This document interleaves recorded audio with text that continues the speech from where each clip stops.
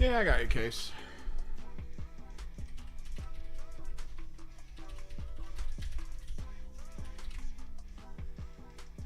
Go live. Oh, social media stuff achieved.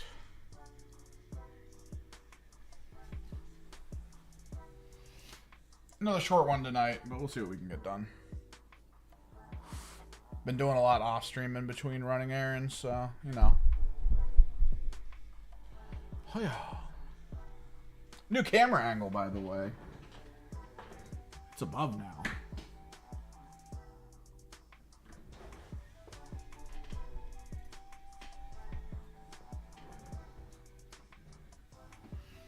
I spent most of the day organizing the camera location. I started doing some of the capes while simultaneously doing the shader on everything. The shader's done, and so is the Leviathan Blue under for the capes.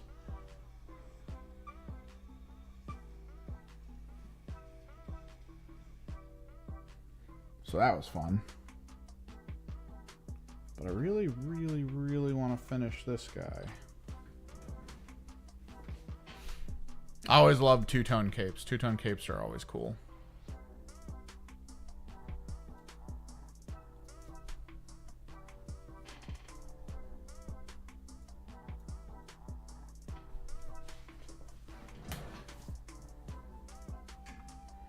Yeah, we need to figure this guy out.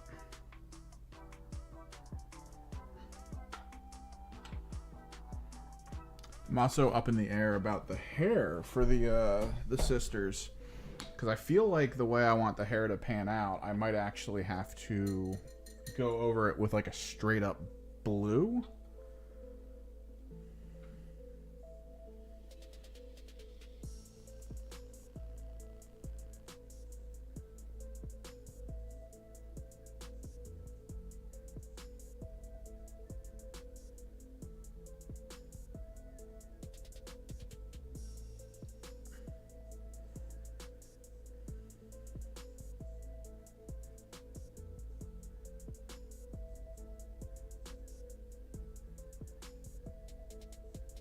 And then work back to the white from there.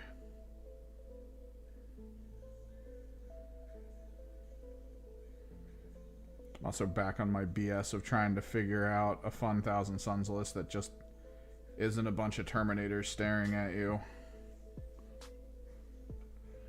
Obliterators normally aren't worth it, no. So you have to look at it from the approach of what does this give me on the field? What Obliterators bring to the table is a relatively durable unit that has an okay shooting value, that has two pretty tiny bases, making it mildly hard to screen for them. Like, your opponent can't easily screen for that.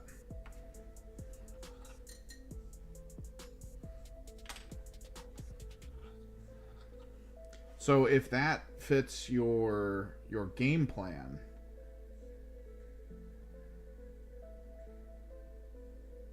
then go for it. If it doesn't fit your game plan, probably look for something else.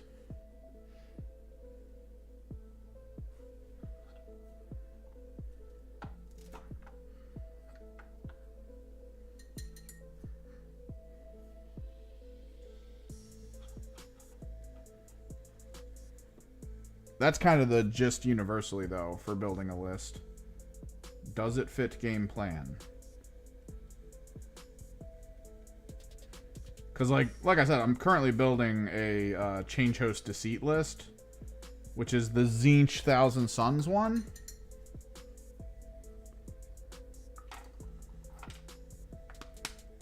And I got to really figure some stuff out there, strategically speaking.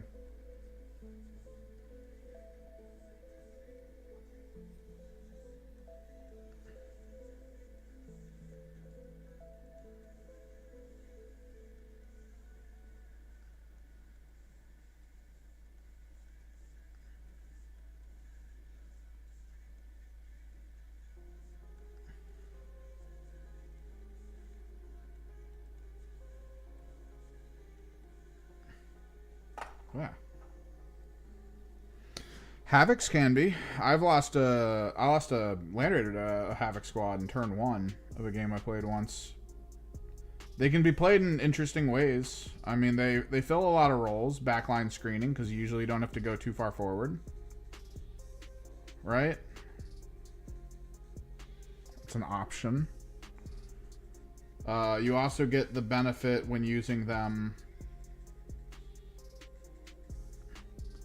of having something you can put off field, because you could technically walk them in turn 2 and have line of sight on almost anything you want. That's kind of a normal system that gets used for things like Noise Marines and stuff. Because if you want to lean your Havocs into like anti-tank, then if an opponent has a lot of tanks, you just put them off field. And then in the go turn that you have, you walk them in off the side of the field to stare at something that they could potentially easily kill with whatever the hell they got.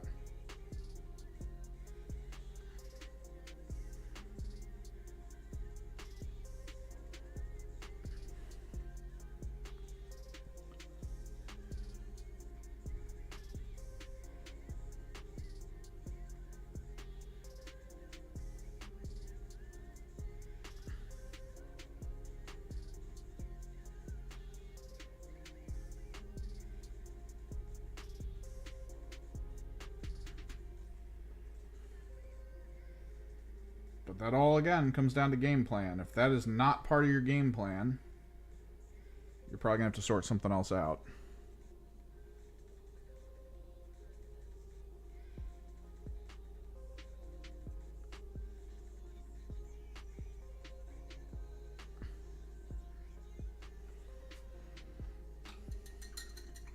Again, list building is more of an experience towards thinking of the missions you're going to have to do and determining the roles your squads are going to play. Like with my list building, I need to create the unit that sits close to mid, which is probably going to end up being Blue Horrors.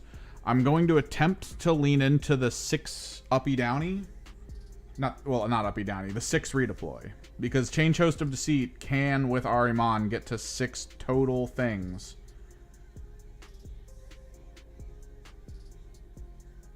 For uppy or for a redeploy. That way I can screen with Blue Horrors, pick them up, put them away. I have this idea that involves Blue Horrors and a Lord of Change, where the Lord of Change comes down, right? And then the Blue Horrors go all around him, creating a little shield of you can't charge me.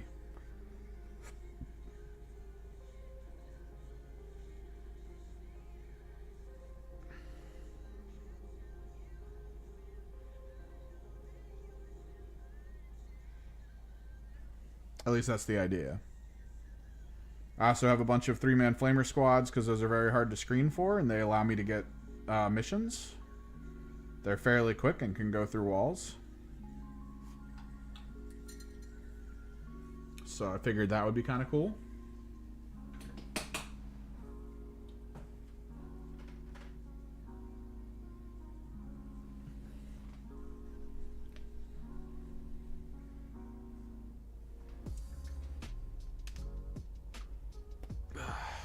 Kislev flesh, always separating from its medium.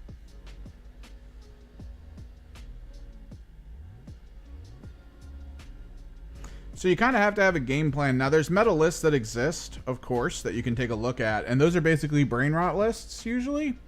Because meta lists are like, you don't have to think. You just go and then grab your points.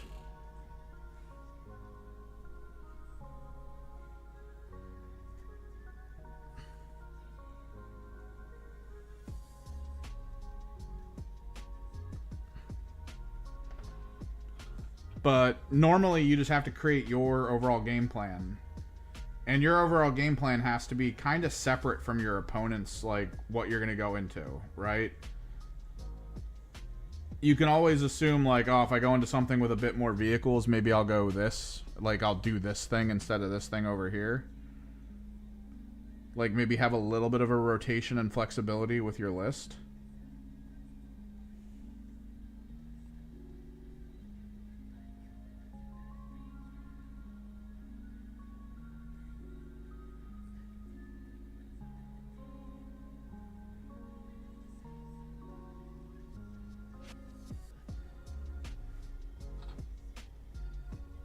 Yeah, well, if you're going into just randos, I mean, who build like fun, weird lists, it almost doesn't matter. Play with what you want. Like, that's the reality of it. Like, if they like to tinker with dumb stuff and you want to tinker with dumb stuff too, there's no shame in that. Sometimes it's fun pulling out all frickin' enlightened and seeing what happens.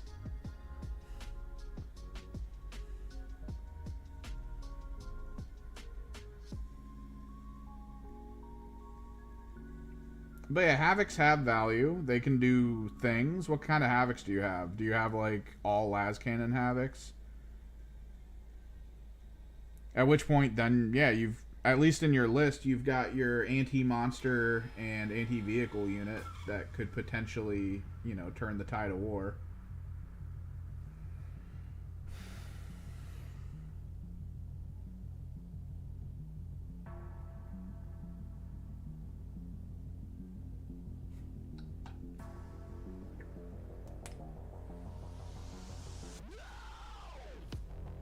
Nice.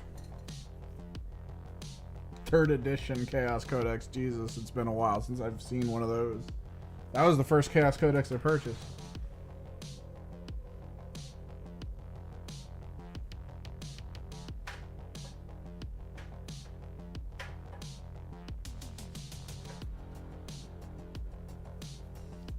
Let's try Gilly Dough.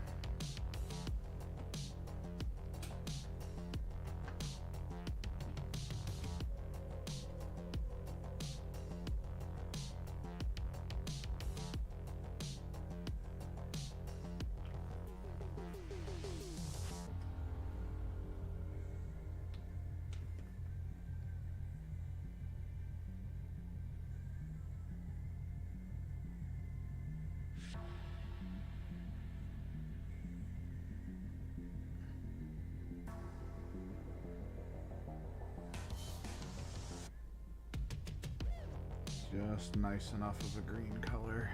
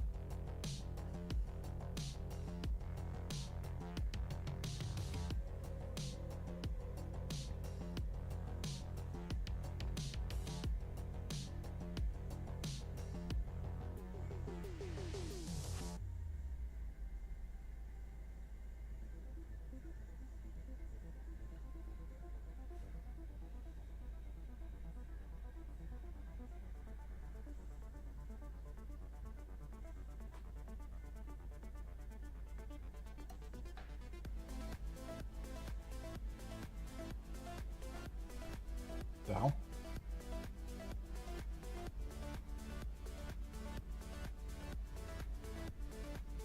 That was weird.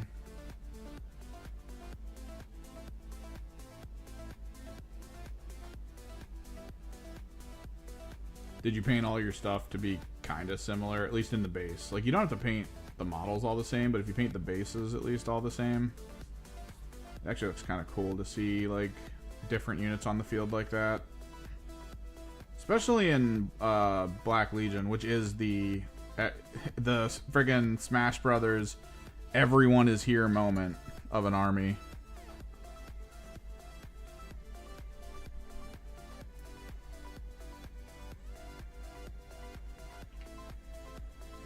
Had I copped out and decided to paint my Emperor's Children in a very similar fashion to my Thousand Sons, it could have worked out a little better. I would have had a Mauler Fiend already set for him. Would have had some Rhinos I could use right away. A couple Helldrakes. No, I had to sack up and try to paint differently.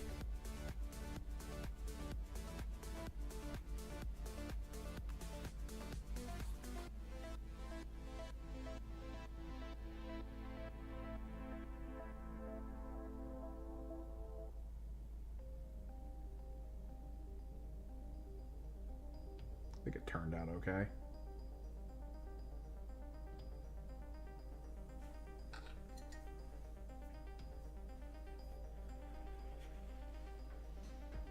Yeah, if they're all black bases, then you're probably fine. Again, that's the beauty of Black Legion. It's everyone. Black Legion's everyone. Everyone can sign up.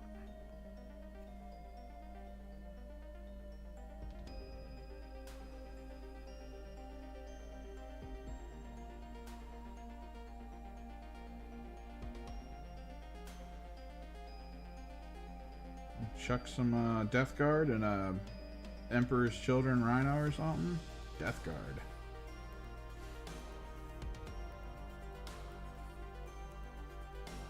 Unified in our hate for the Empire.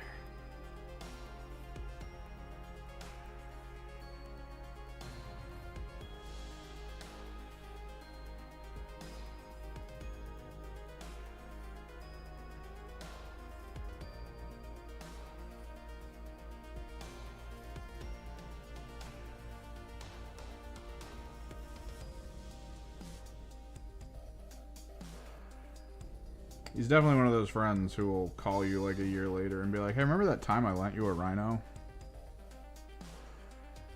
What are you doing right now?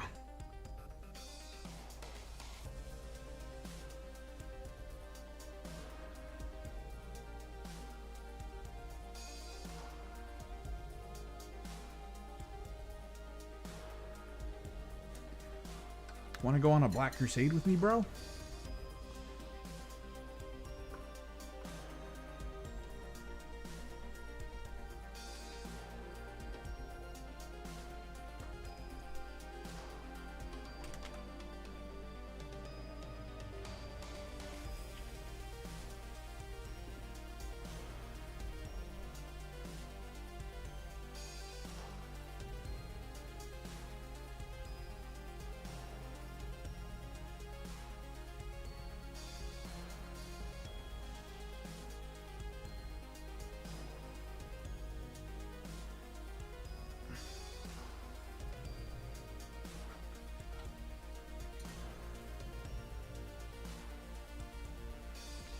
Let's get some highlights going.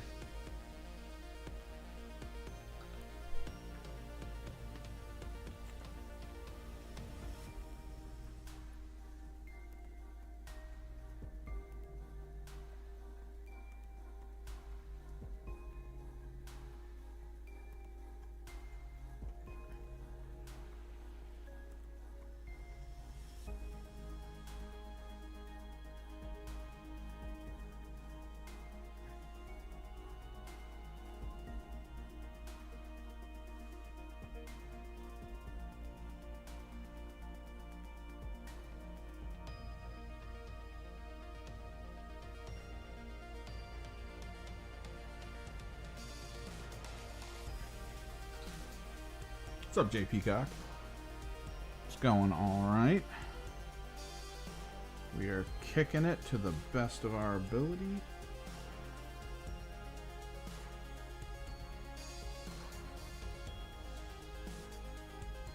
Painting up some Harlequin goodness.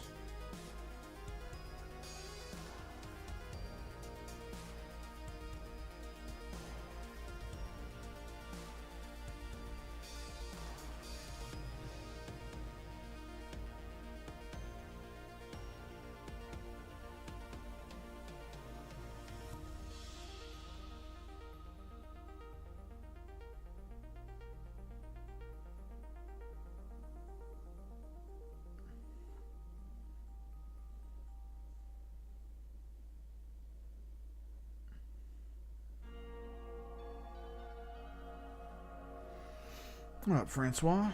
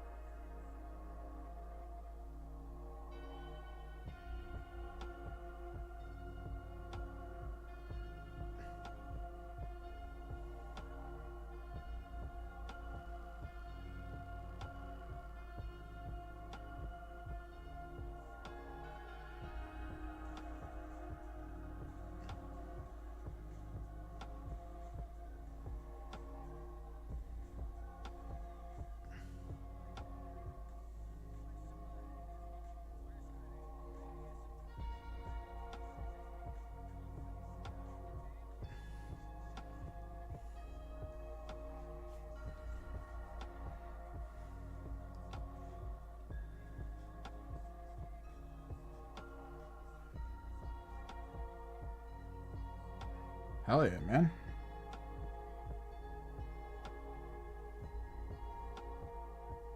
We gotta try our Black Fortress run again. I don't know when we're gonna have time to do it.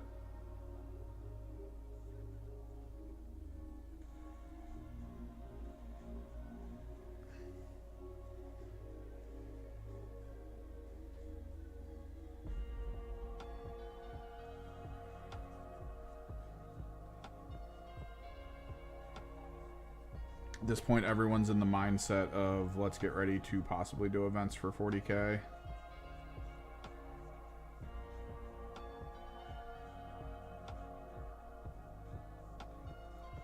So I'm kind of like full steam ahead on helping them do that.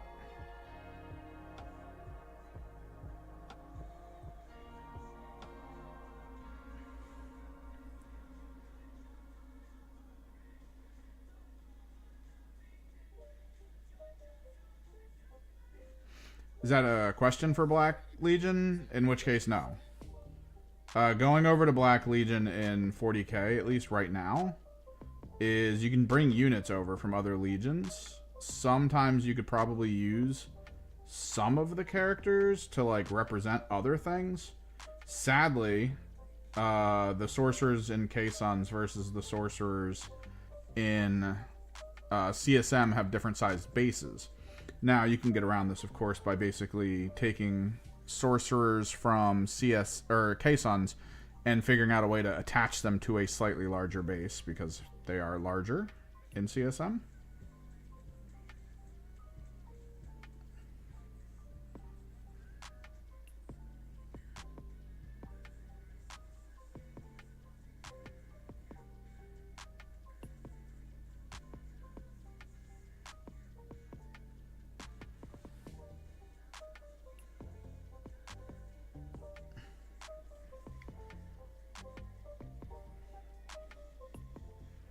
Oh, nice. Darktide. Not bad. Let me get these power weapons set. Before we get the power weapons set, let's do the backpack.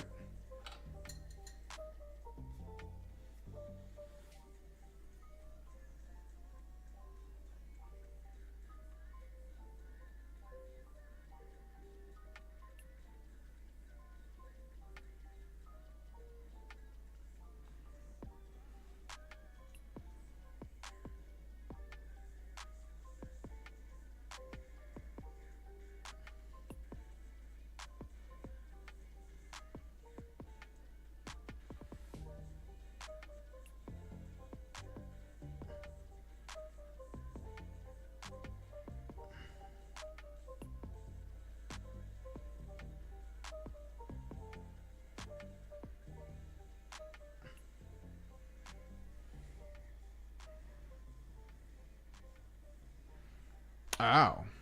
Oh, yeah.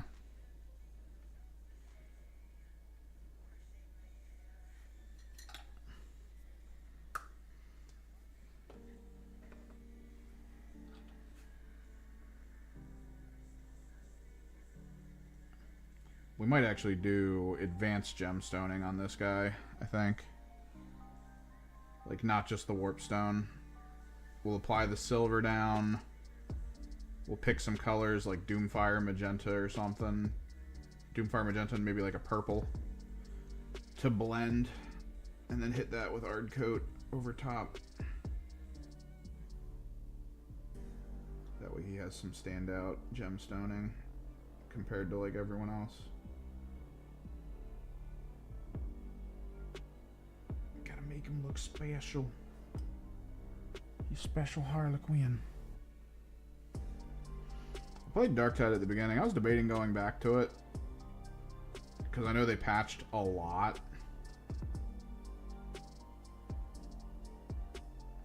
Kind of wanted to see what they did.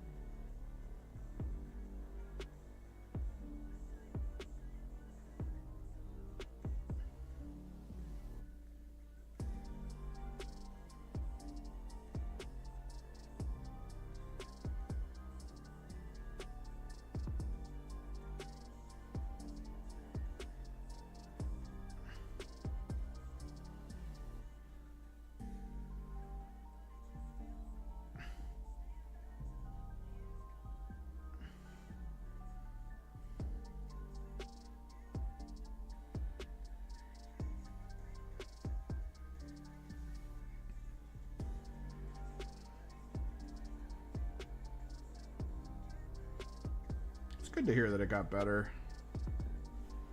Because it was no bueno when I beat the, when I got to, like, endgame the first time around. I kind of expected it, though. The company behind it, I've played a lot of their games, and usually if you hop in, like, right off the rip when they first start them up, it's cool for a little bit, but then you, like, run out of the fun stuff to do. And then you find out, like, all their old games started kind of, like, meh, but then became amazing after, like, a few, like, almost like a year of time.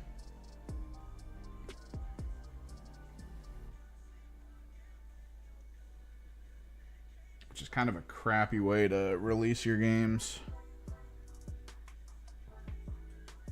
Because when we started playing Vermintide, it had been years since Vermintide had come out.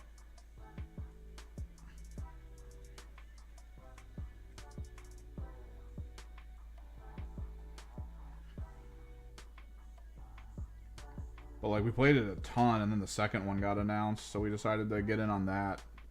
And that was fun at first, but then, like, we were done playing it after, like, a week. Oh, no.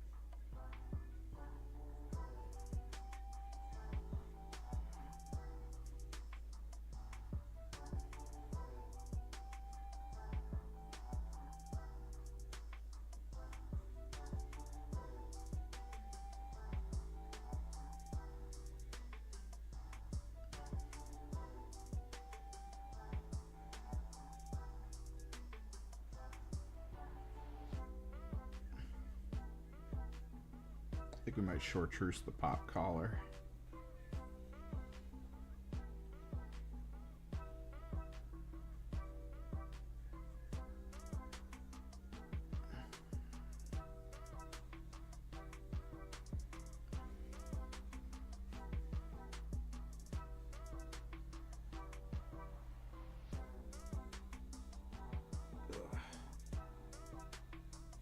Some of the gold washed down, of course it did.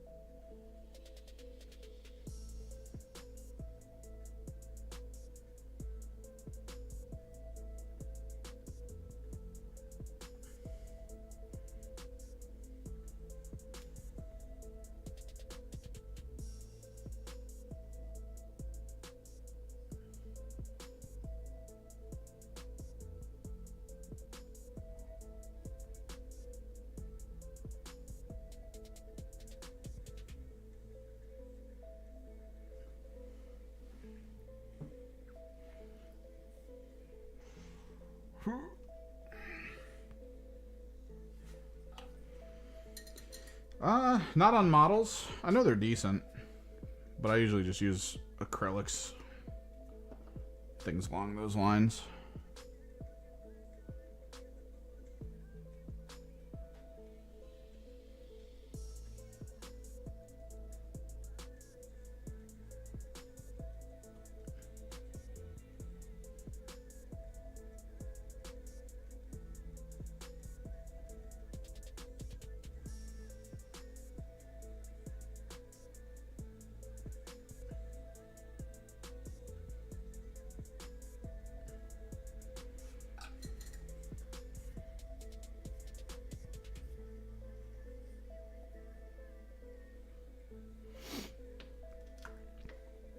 So this was the old RPGs? I think I saw... No, I think the RPG system I saw was the old, like, Inquisitor one where you had, like, the giant models. I don't know how else to describe it. It was kind of designed like the map was a larger version of, I want to say, Space Hulk.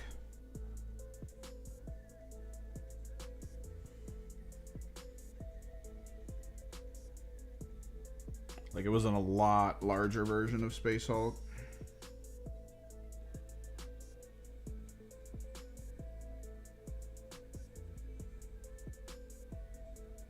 I think I have an idea.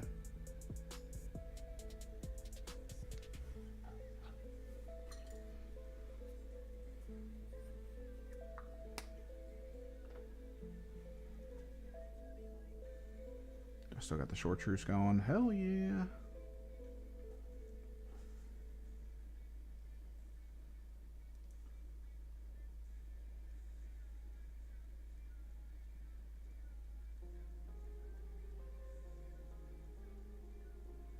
Might Raven black his hair.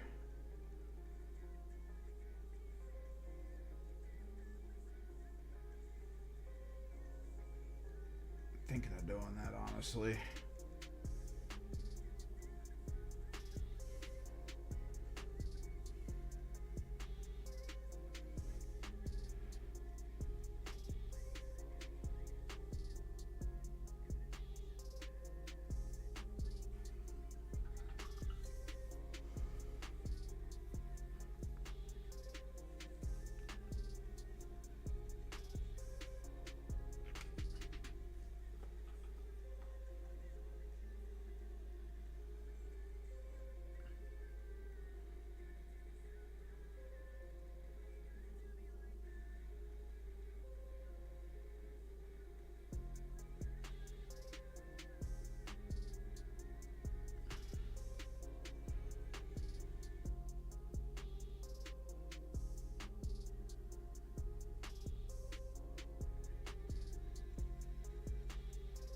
He's got hair beads.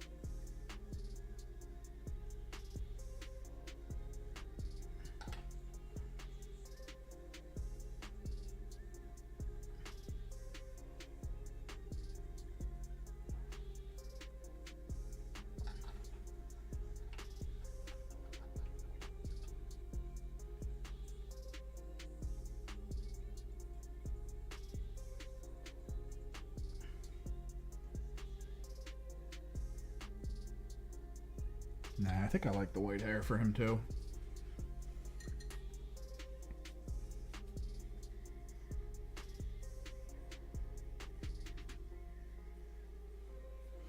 Yeah, there was a game, right? Like where the models for it were like this tall.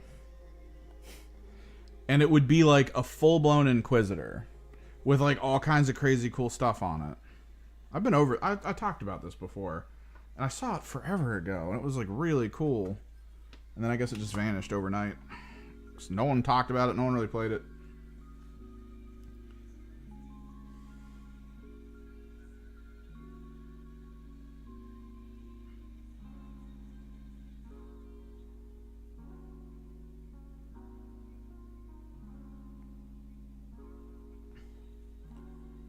And you sort of did like this super in-depth build of an Inquisitor.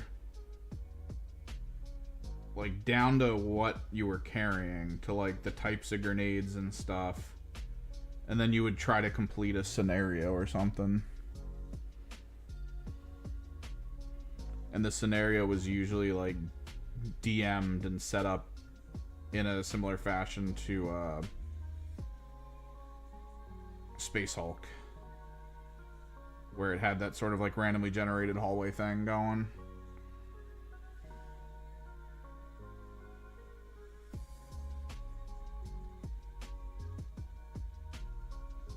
I think they had like either tokens for the enemies, or they also had like giant enemy models. So you get like a giant Gene Stealer or a giant cultist.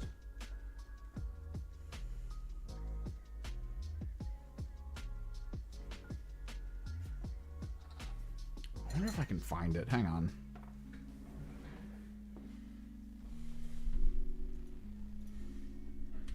Games Workshop Inquisitor tabletop game large models.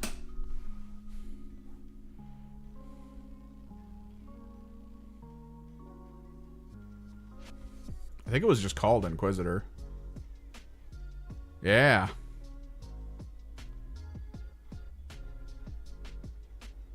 Yeah, it was just like, dude. Let's see if I can.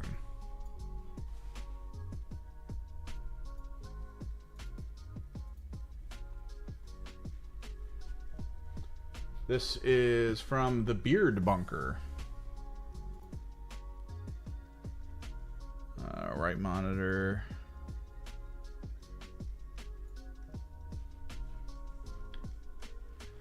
This was the model size variance. Like regular Space Marine, Inquisitor size Space Marine. And you would get these full scale things that you would take like either as an individual or as a party, and you could highly customize your characters.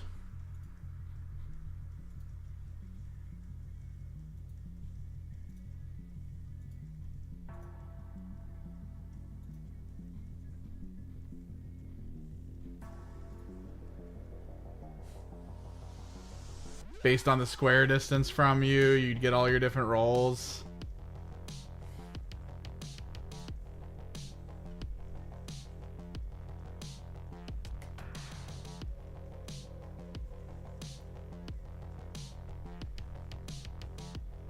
I think the person I saw had something like this and then covered it and stuff. Either that or this one. But yeah.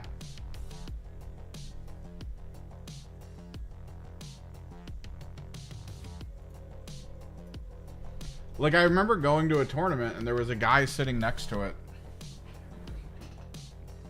He was just sitting next to it.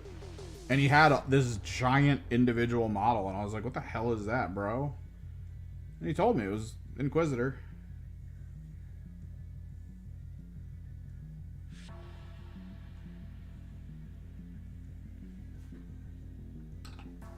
It was pretty cool sounding. Just no one played it, I guess.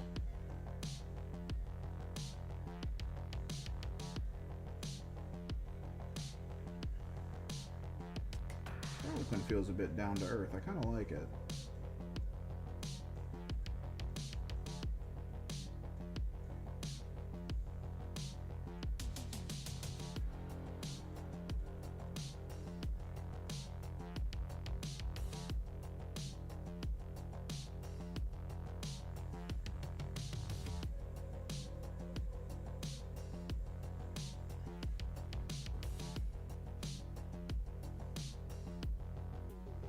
Let's get the power sword components on, I think. Do another layer of Leviathan on his back. I still see the gold flaking.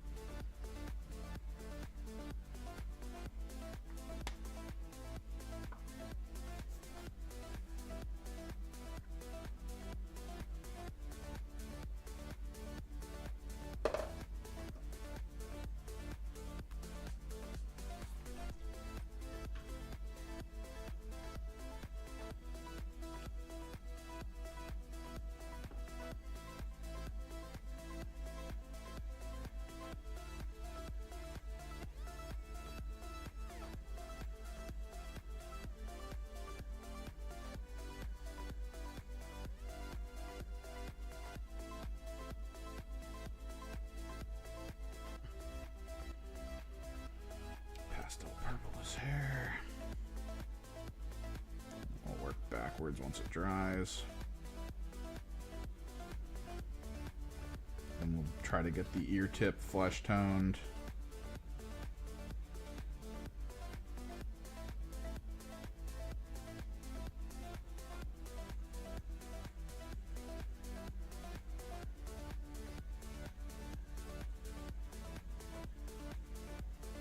Pick a fun color for the hair beads.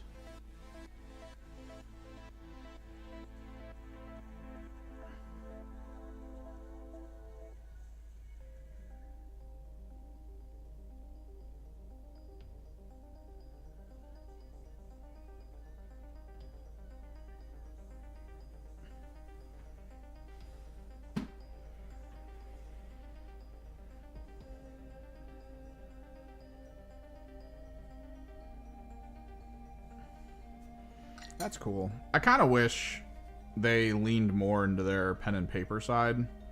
Because I know they have the Wrath and Glory stuff, right?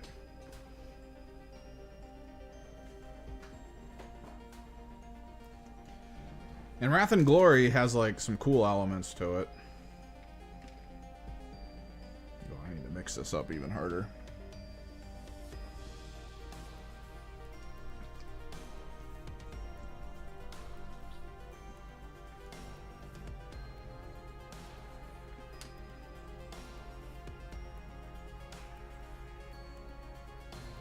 This blade will be the fire blade.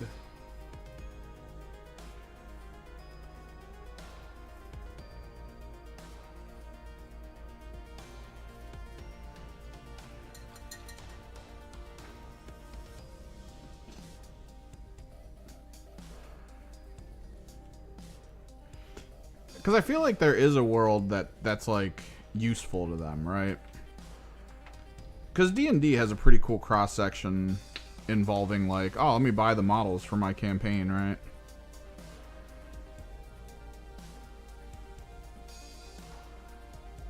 Makes me feel like they could easily do something. Like 40k side for that.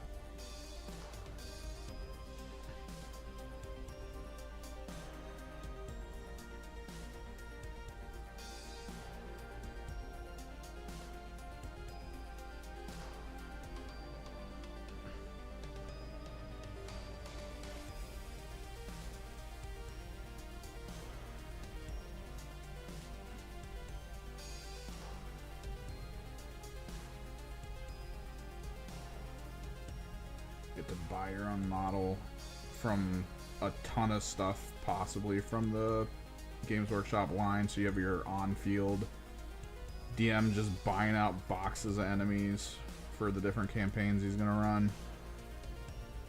You're fighting GSC this time. Just buy and paint tons of GSC.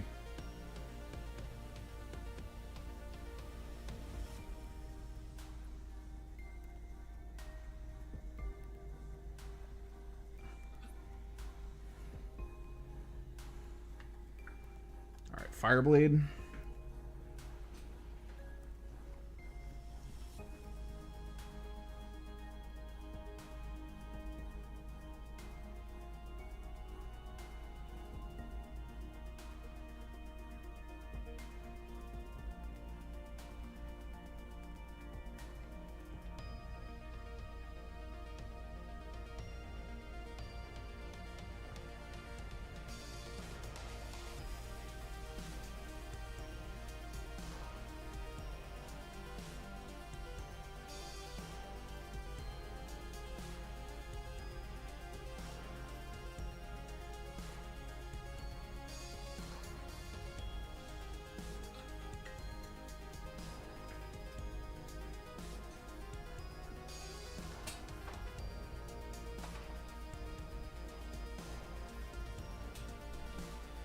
Let's actually add another layer to this Fireblade.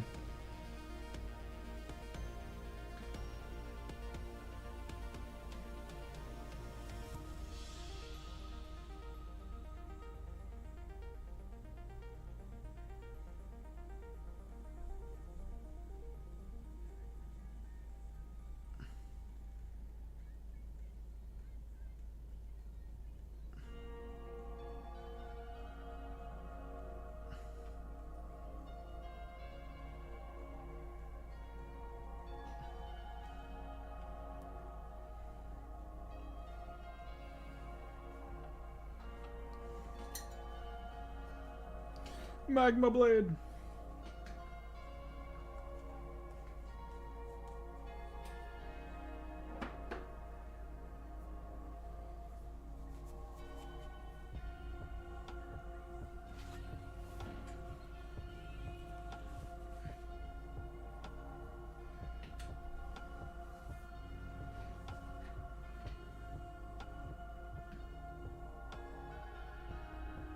Where'd my blue go? Fluorescent blue. There it is.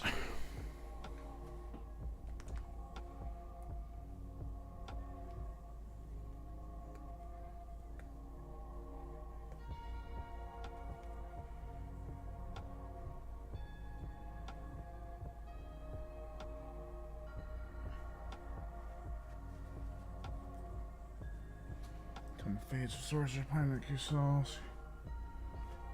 Neat.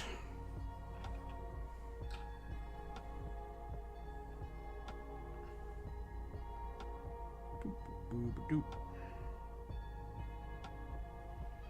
Stipple some ice blade.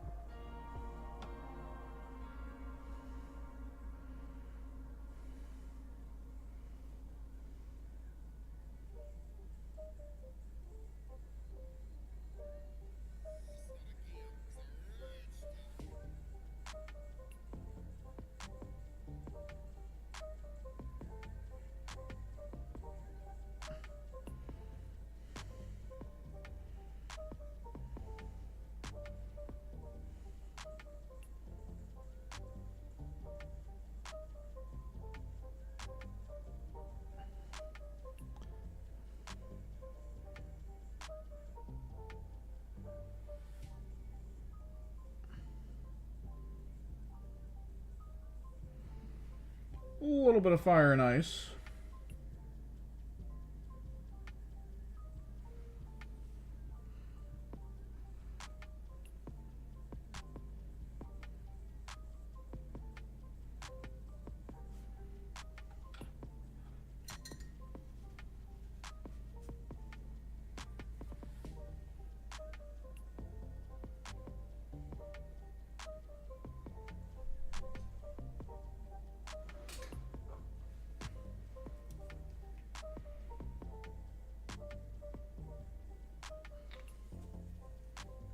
God, now you're making me think of all the old, like, weird Warhammer games I've seen. I remember one that was built around coins. I don't know if you remember this. So it had maps, like large maps that you could put down on a piece of paper, basically. Those maps had like zones and stuff in them, so you kind of had terrain. But the way it worked is if you had an army, the army wasn't models, it was these like coins, right? And how do I have a coin with me?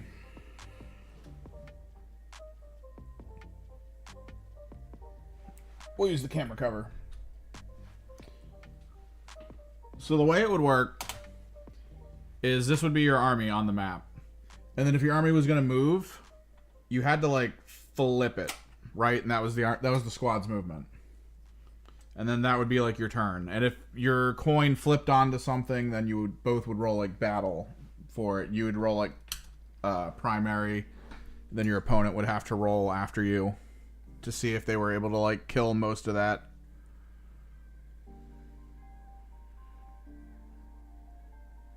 It was a weird game.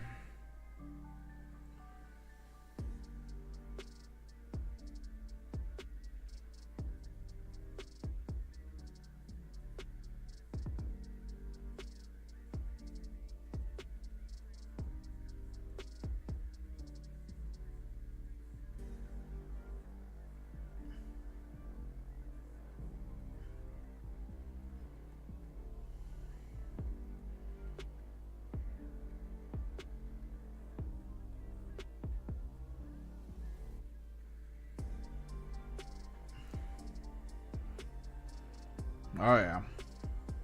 I remember seeing it being like shown in a video. So this was around YouTube becoming like big. Because they had a video on YouTube about it. I think it was a third-party company. Because, like people have talked about before, Games Workshop loves getting their IP to like other companies to like make something and then just reap residuals, I guess. Which was like a problem for the video game side of things, because like some cool video games would come out and then an ocean of the worst video games you've ever played would come out like right after.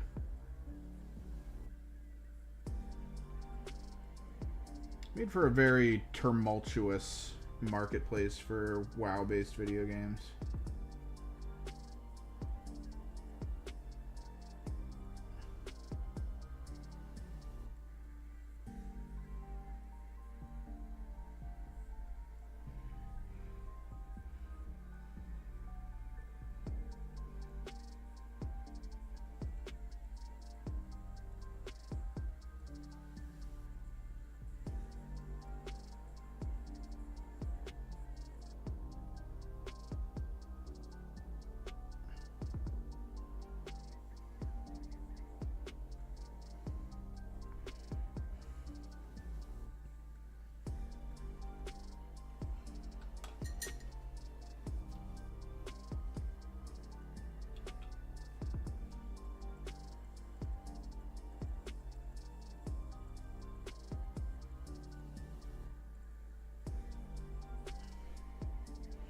I feel like the Demifuge might be the only thing I actually paint tonight.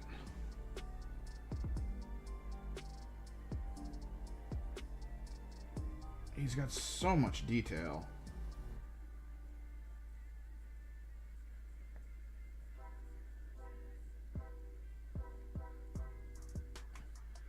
Stupid cool Aldari.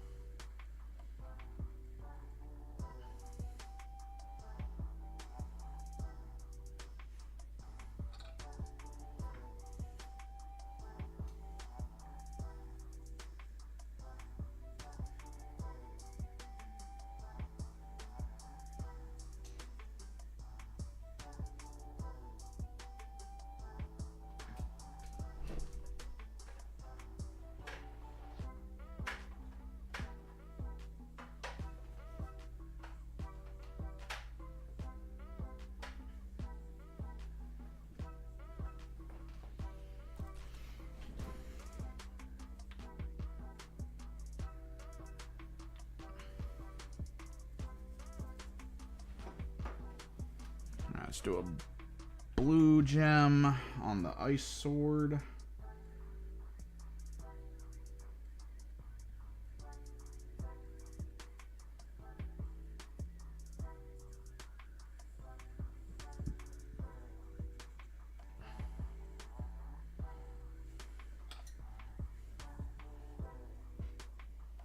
Where my Doomfire Magenta at? Oh, we'll just do a red.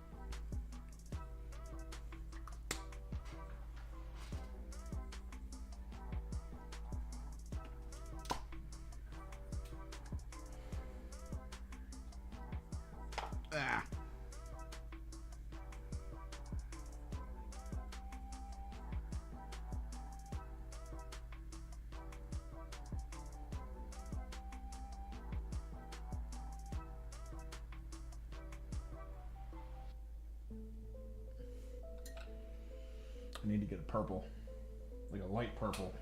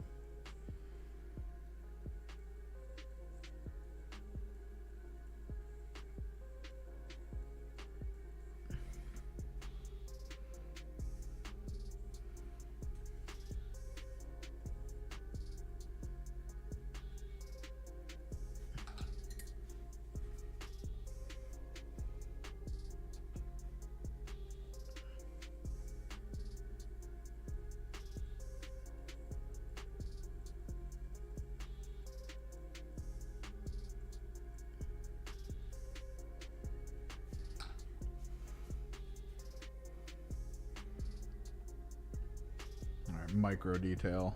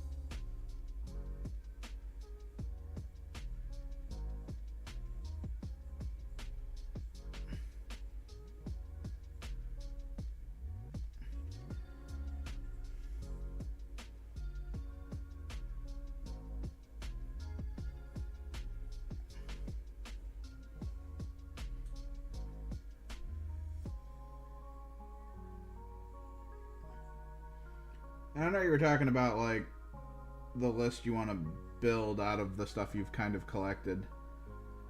Probably the first thing to do is to push out of your mind the idea of like guaranteed victory, right?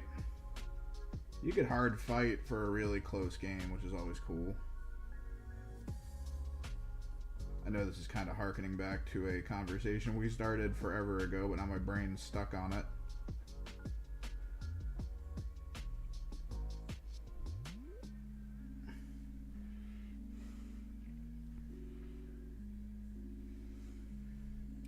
What's cool is you're going to introduce yourself to a bunch of potential units and start sort of experiencing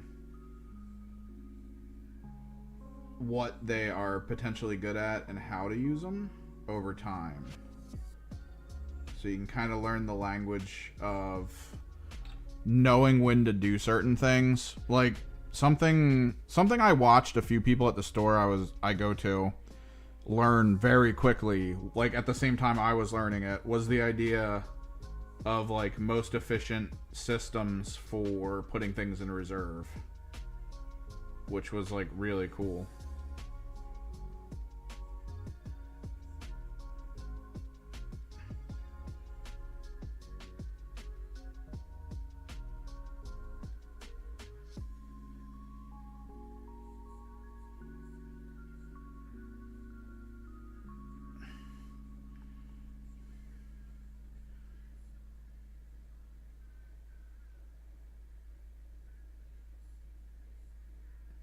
So like that becomes the system for you playing around with your Havocs. Like, oh, I could put them in the back line to screen, but I also have this other unit that's good at that. So like maybe I put my Havocs in reserve so I can get a guaranteed shot off in turn 2 at some point. Like you can start having some fun with it. Ooh, that looks sick.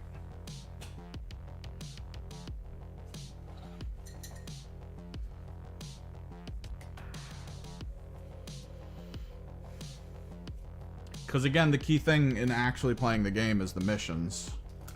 So knowing what to expend and when and why for your mission is like probably the biggest thing you need to do.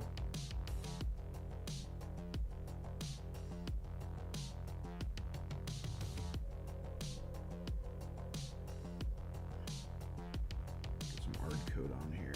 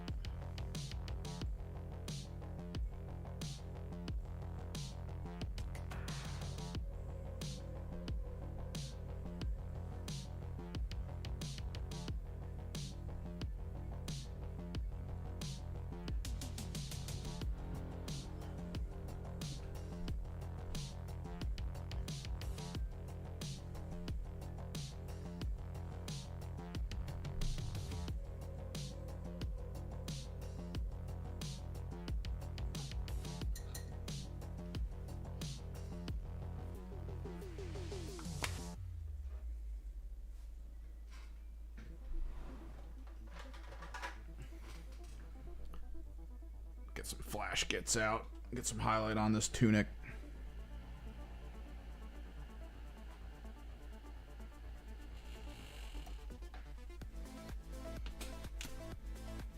Ugh, my flash gets.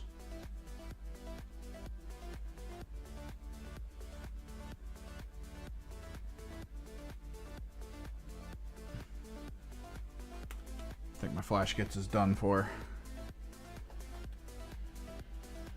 I'd have to get some medium in there to resurrect it.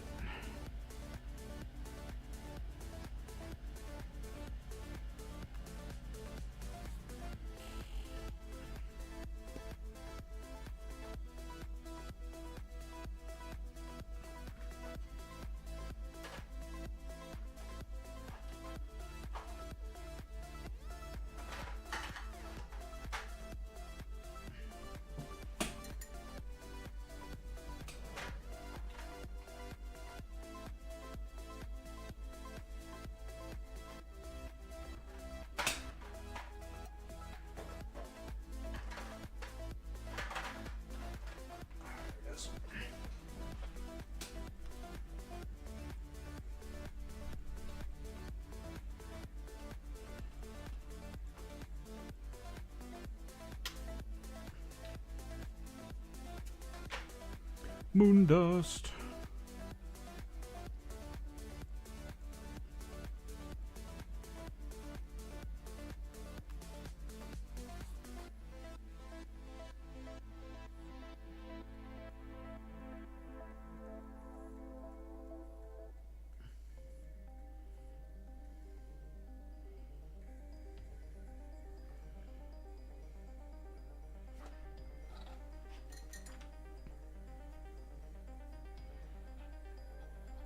Build the gray up on the hair.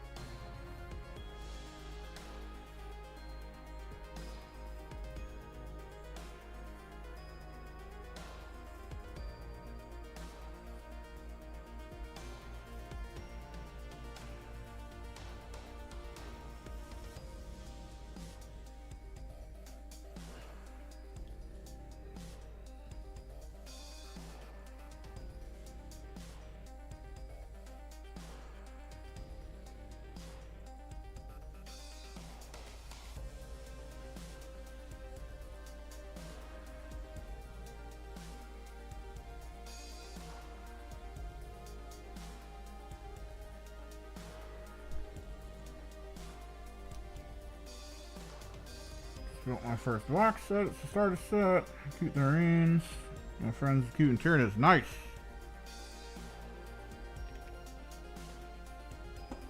Congrats, bro.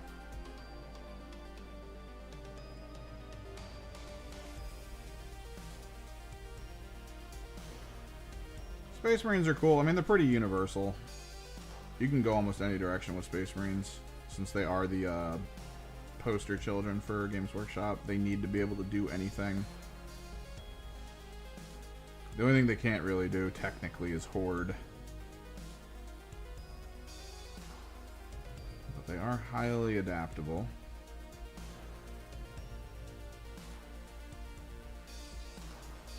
There's always cool things to collect with them.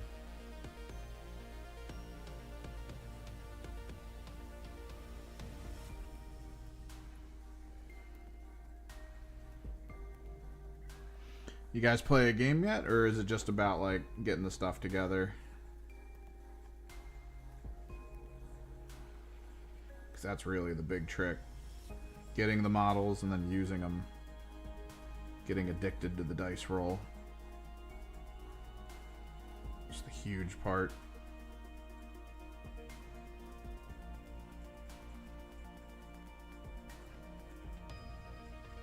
Some might even say the most crucial part.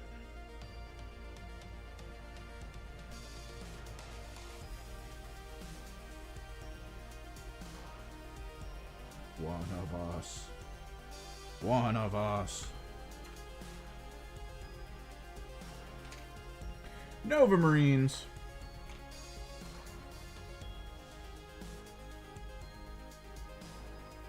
Ooh. You playing with some guidance, or are you just gonna try to like figure it out as you go? Got like a... I'm painting an eyebrow right now in my brain.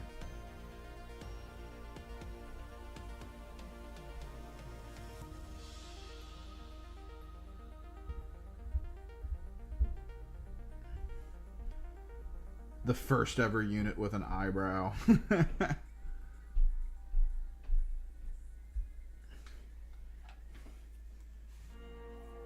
Okay. Okay. Definitely collect your thoughts. There's a lot of... So, the YouTube videos will show you the basics. That's where you start getting into the weird stuff. It's a good idea as learning if you don't have, like, a person with you to be like, no, don't do that, like, kind of situation. Write down all the things that you're like, that's kind of weird, and then just ask. Because you will always find something that's, like, slightly off.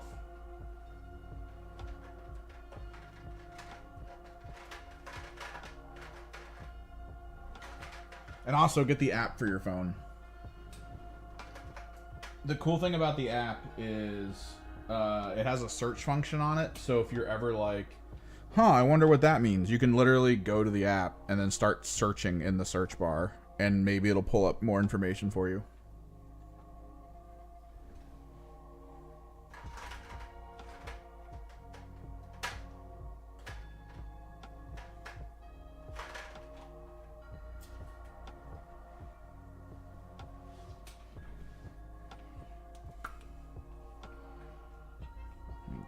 Shoulders slightly more. Oh, I'm gonna try to mix this up. Vibro mixer, go.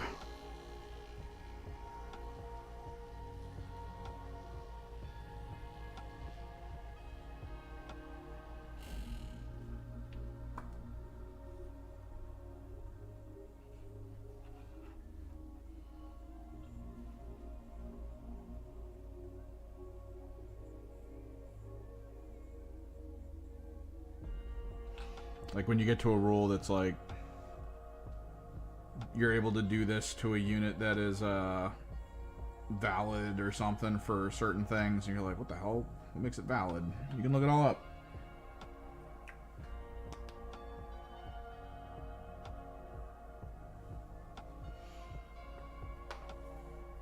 So, the Deep Strike rules for the starter set game, I think so, yes. For the Combat Patrol game, though, I think Combat Patrol is more explicit about coming in off the table edge, and Deep Strike is turn 2. Turn 2 is more normal for Deep Strike. The thing you get, though, is I think you get the beacon for the Combat Patrol. I can't remember if the beacon's part of the Combat Patrol or if it's like something cool you just get.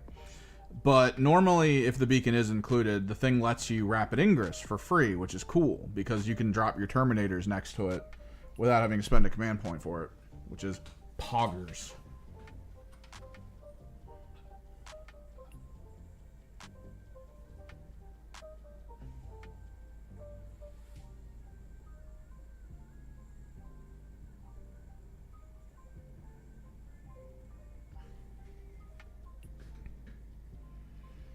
Yeah, so if it's part of the Combat Patrol, that's pretty good.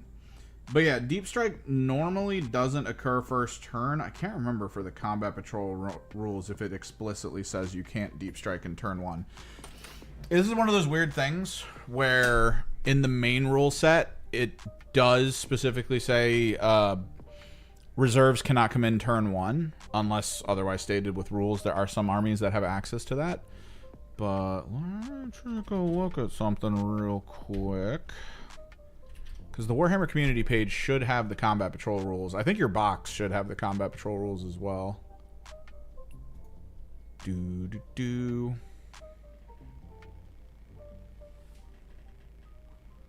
Combat Patrol rules.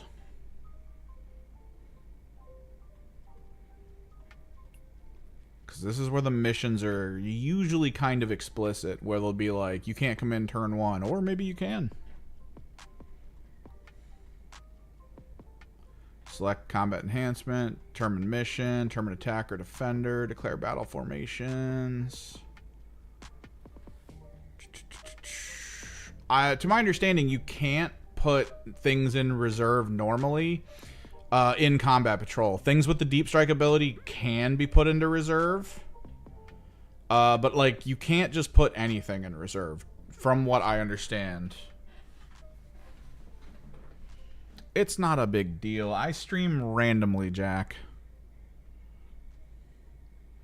You got to remember, I think that your battle line units can sticky objectives. That's a big thing in Combat Patrol. I don't think you have battle. No, I don't. Actually, I don't think you have battle line. You have the command point sticky.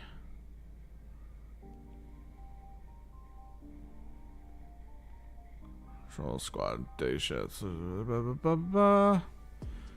Which of their units will start in battle reserves typically applies to units that have the Deep Strike ability. Yeah, if you have Deep Strike, you can go in reserve. And then I think there was a knight that has the ability to start in reserve as well. You can't normally start in reserve.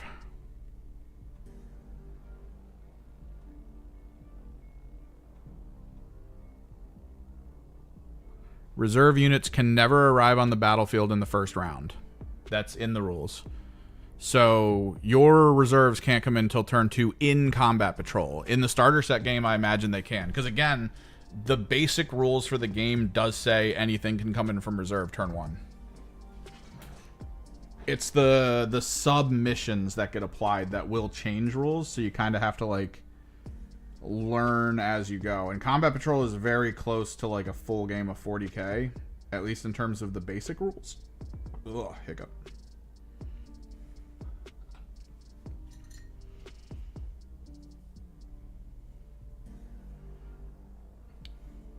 But yeah, should be fun.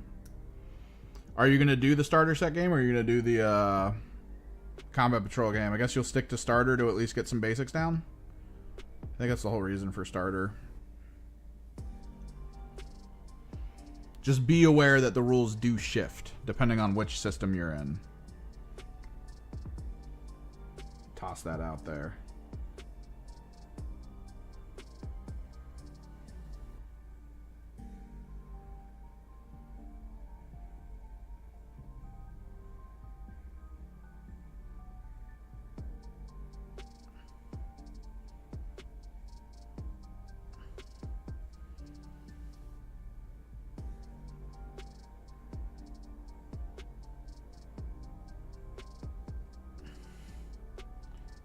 This knife's ear up.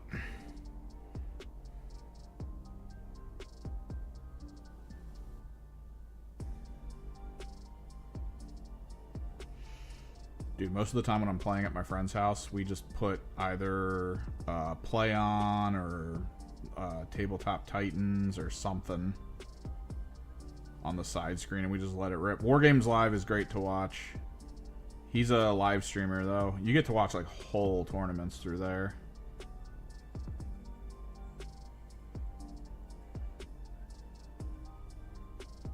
Like, you'll catch me with Wargames Live on my main monitor in my room, or my TV if I'm, like, working out or something.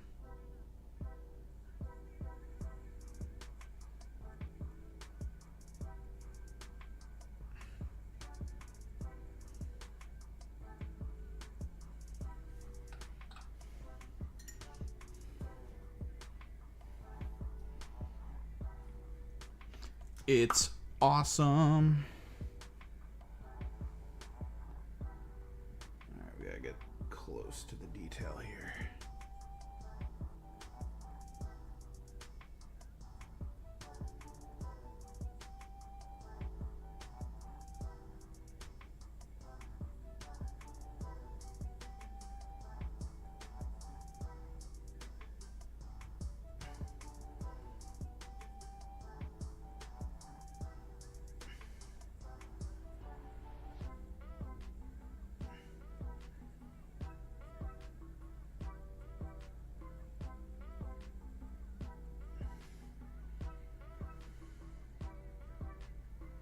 Eldari Emerald hair beads.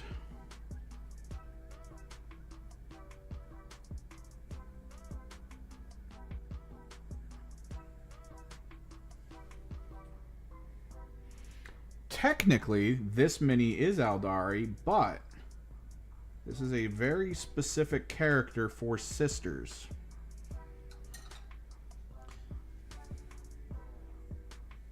Oh, my least favorite mini to paint? Probably the Exorcist from the sisters. I'm learning a lot about ridiculousness with the sisters and their details. But yeah, this is a 2-part model. This is its secondary.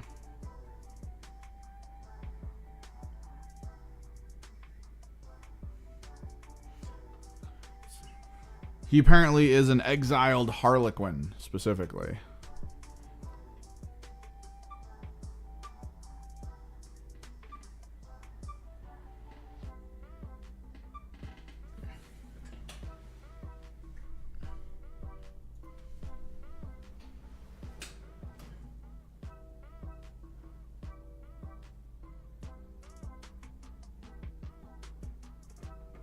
But yeah, my least favorite was probably this.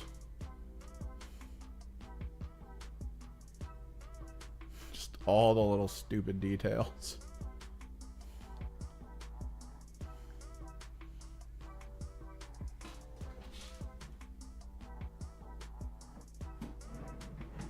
And I had to paint 2 of those.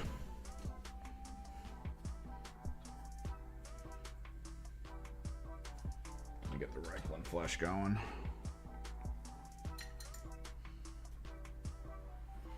Yeah, and then we got to get into the Nundums.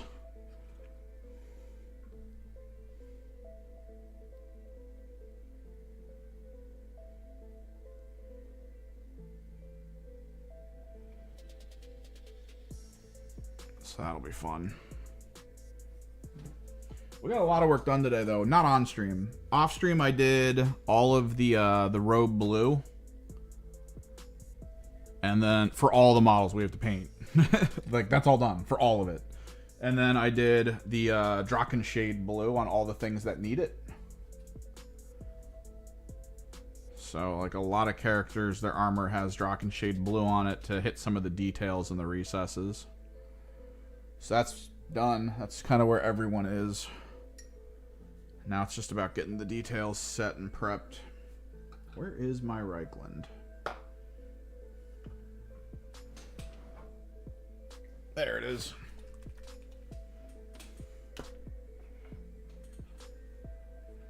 But yeah, man, enjoy the games. I got a game kind of set up for Friday at my buddy's house. I'm going to play him starting in like the middle of the day, and then the rest of everyone should be over later that night. We're going to try to help them by actually like backseating both of them and like playing a more conversational game.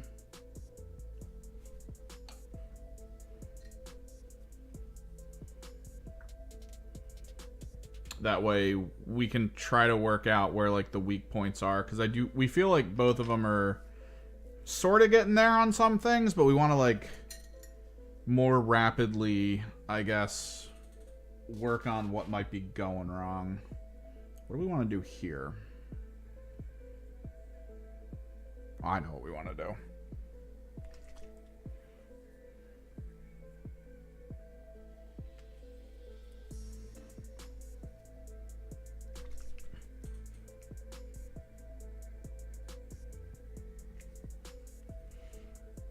So hopefully that'll work out for the weekend, or at least the Friday.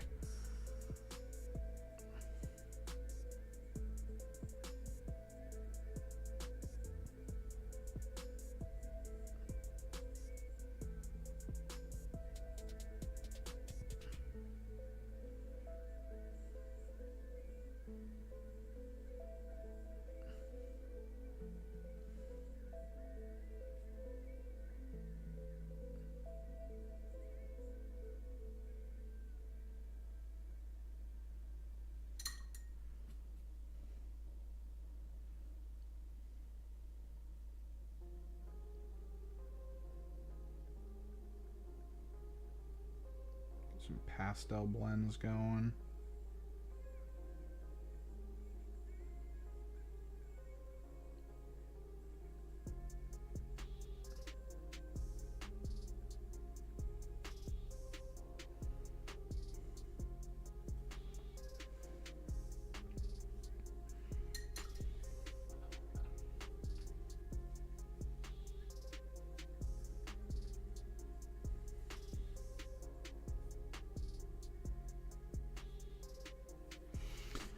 Like, what are we, to what are we referring with your color schemes? Like, when you say black skin, are we talking about actually, like, working up the black? Like, we talking doing, like, black skin highlights, which usually leads to, like, blue or gray highlighting? Or are you just going solid black?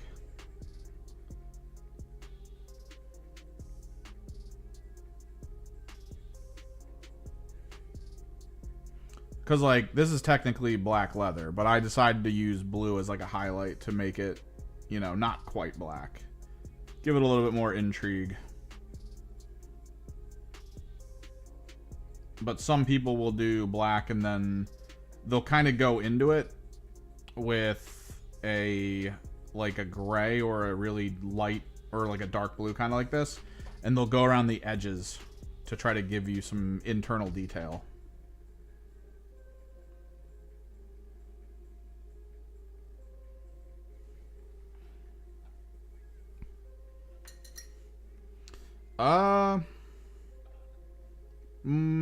Depends on what paints you have, because I could throw some suggestions out. Like, prime your stuff white, and then instead of using actual paint, use speed paint, and specifically use Black Templar black, because Black Templar has a little bit of gray in it. That way, it'll still be black, but when it comes to, like, the bumps and, like, the detail, you won't lose the detail. Like, you'll see the cool little, like, carapace-y things that Tyranids have.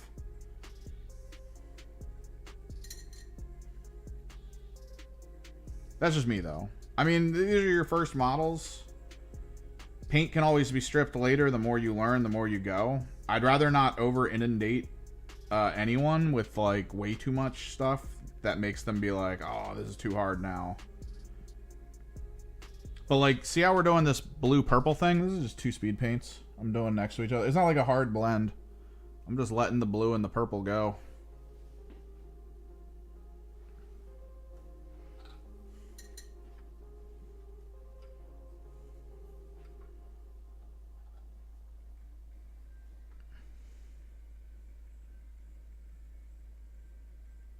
They kind of self-blend.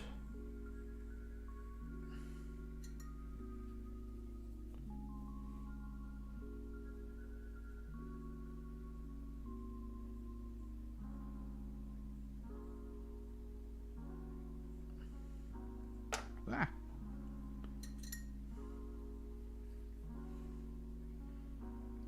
But yeah, you're like, I don't want to over inundate.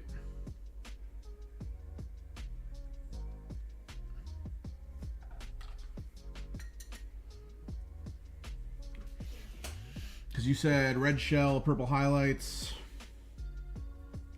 If you're going to do red to purple highlights, do dark red to a purple. Don't, like, do, like, a bright red to a purple. That'll look kind of weird, maybe? I don't know. Reds and purples are nice, because they are kind of close to each other on the color wheel, so pulling them that direction can make them look kind of cool. Occasionally, I'll do purple into pink as, like, a highlight, and it looks really nice.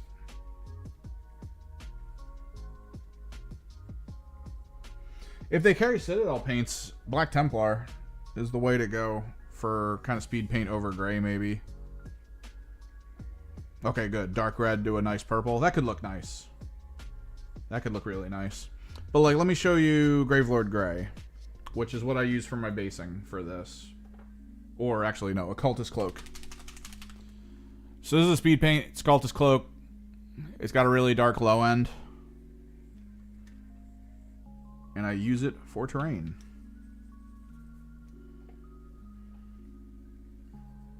So I just load my brush up and then I feed it on.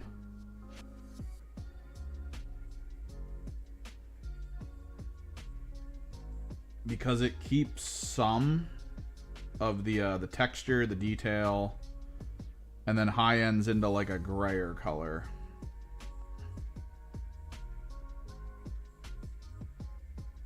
Black Templar is a much darker top end.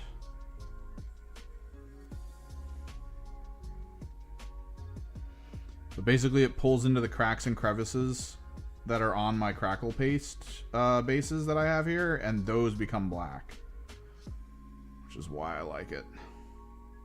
You can also kind of overload areas to darken it a bit more.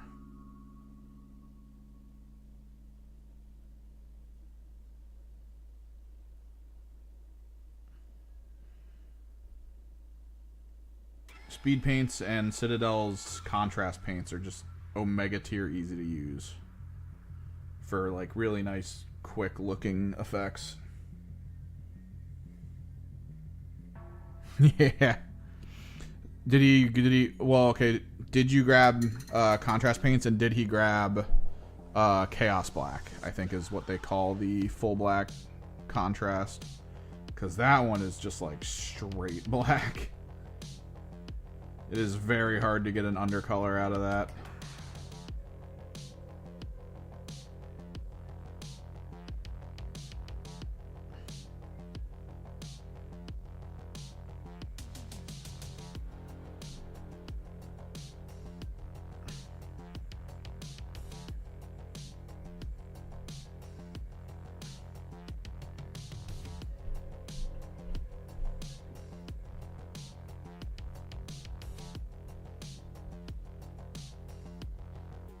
Lil. Alright, let me think how we want to keep this going.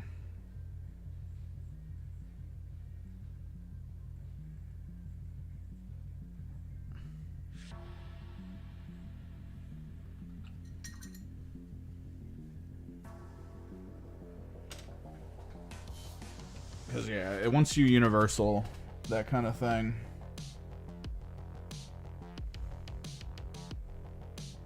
It's why I use Leviathan Blue for my darks. I just like how it looks. It's so close to black, but it's also just a really dark blue.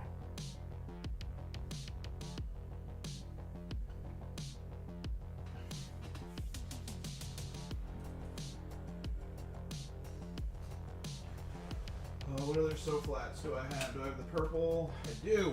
Good. Because I have an idea. Get the liner out. But yeah, first models though, don't go too hard on yourselves. Don't try to like, don't be like, oh, we're going friggin' Golden Demon tier. The painting kind of tournament-y thing.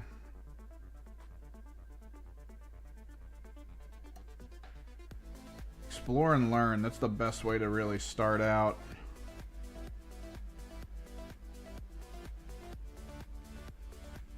Tinker with some stuff. It's like I said, you can always strip back the paint if you're just like, let's try again. Let's do that one more time. Run that ish back.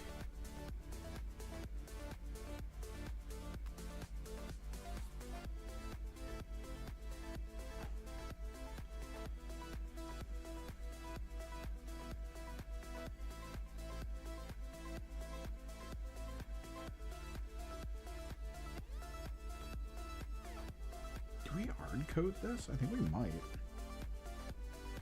Kind of want to make it semi-glossy.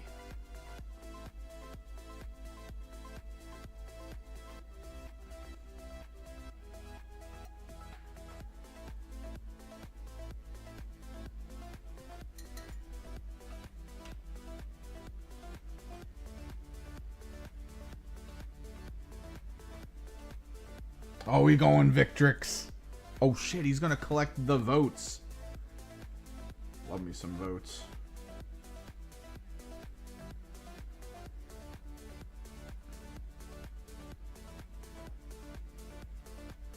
Norse themed frickin' dwarves. Let's go.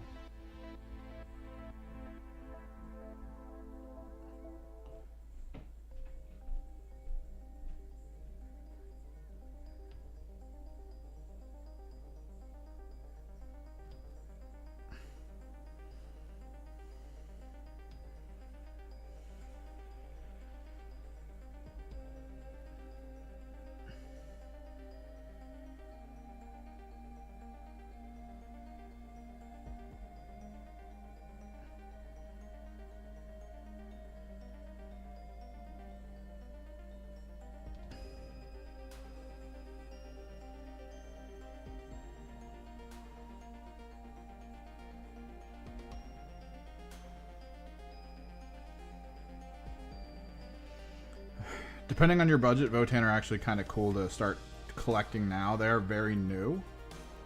I might have told you this. Definitely told multiple people this. They're kind of new, so you only have to collect so much to catch up with their full collection. Which is nice.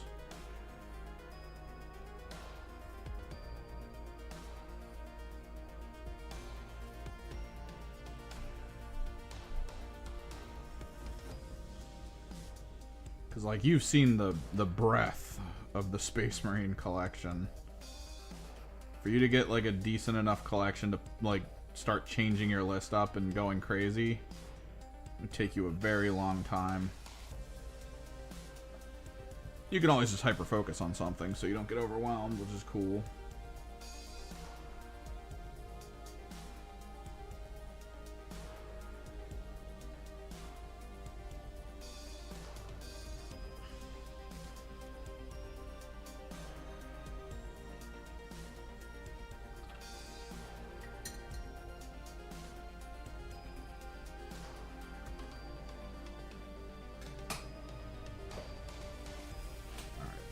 Should have shifter paint out here somewhere. Or maybe I didn't take it out.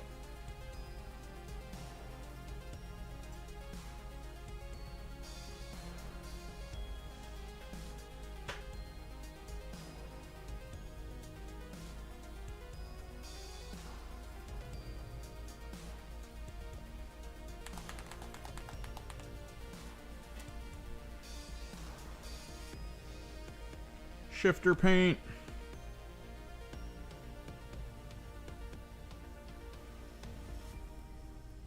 Some blue purple.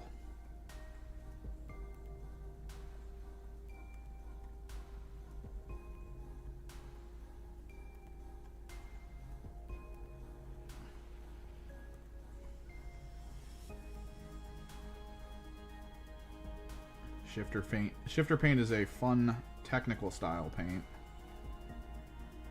that has a kind of glitter in it that, depending on the angle that the light hits, will either shine as purple or blue, specifically the one I'm using, but there's a lot of different variant colors. It's very close to a pearlescent, but a bit of a controlled pearlescent.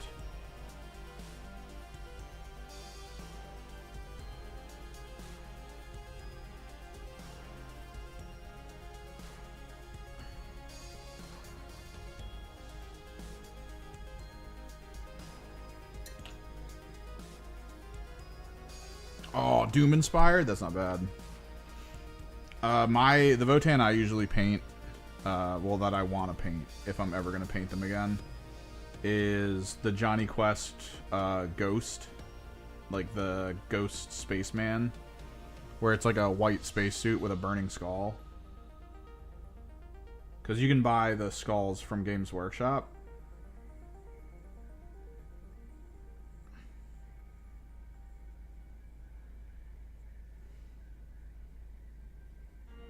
And the plan was to just glue those skulls into the suits.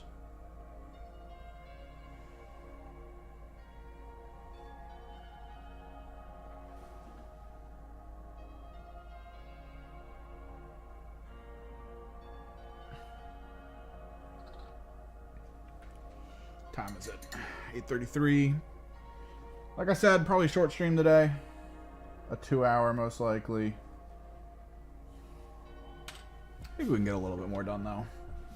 We'll work on this this Nundum for a little bit, because we do kind of have a half hour. Let me get the black border on this guy though. Or maybe we can do the partner to this character. Start work on that.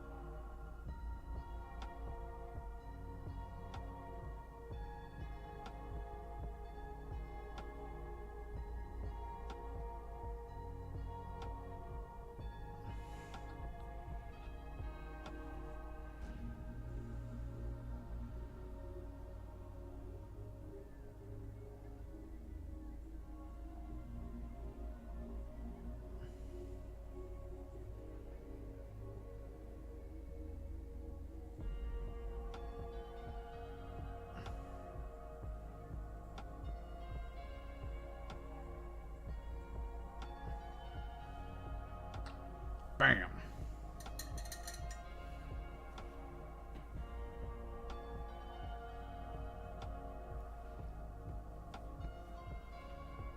Oh, that happens so much with so many people that I know. A lot of the local discords will talk about what we're doing in a day, and someone will be like, oh, I'm sick. Thank God I've got these things to build. Nothing goes better with a cold than having to inhale frickin' glue all day.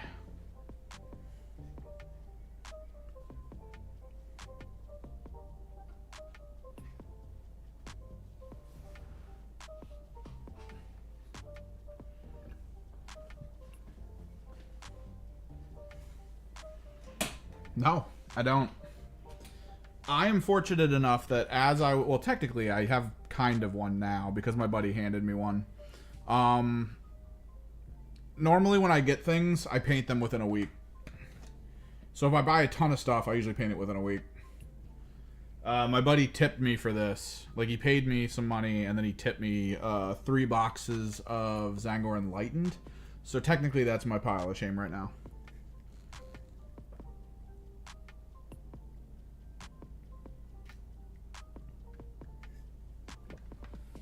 I don't really feel the need to build them.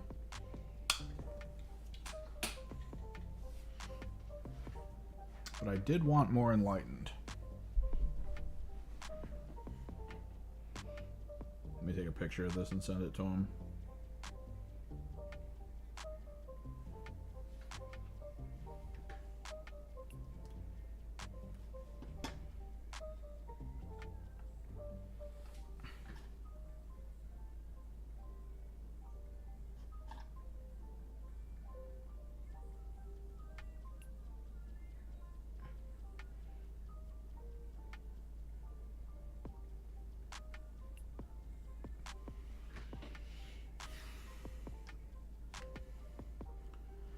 In total, I have Thousand Suns.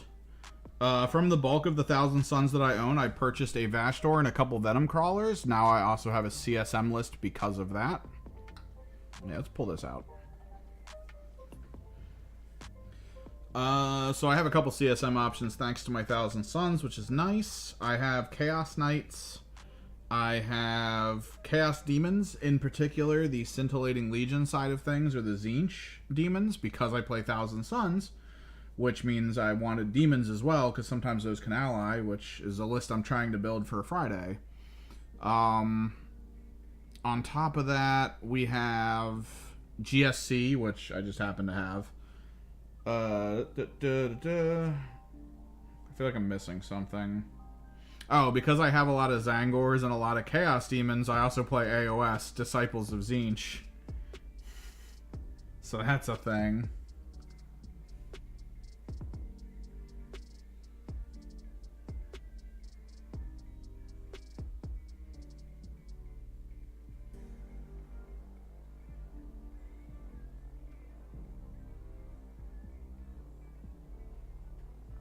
The question is, do I pigment powder this guy?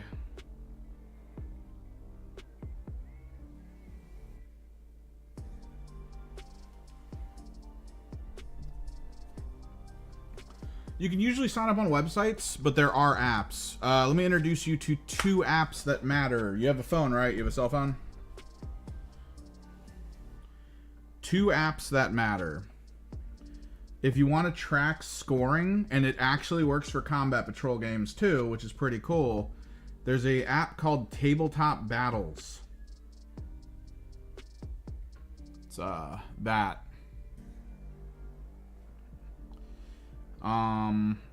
Tabletop Battles lets you basically keep track of your scores, how many command points you have. It'll keep track of your opponent as well a little bit. You'll go back and forth between that situation. It's just nice for tracking. And then, for finding tournaments, there is a app called Best Coast Pairings. Looks like that. Little pirate head or something. It is for a lot more than just 40k, but as far as we can tell, it seems to primarily focus on 40k. It allows you to find events. in your local area. You can set mileage. You can change the locations just in case you're going somewhere and you're like, oh, I might be able to play a game. You can do all that. Where is my light purple? There it is. And then, of course, there's the Games Workshop app that lets you build lists pretty easily. That's something you'll probably want on hand if you don't already.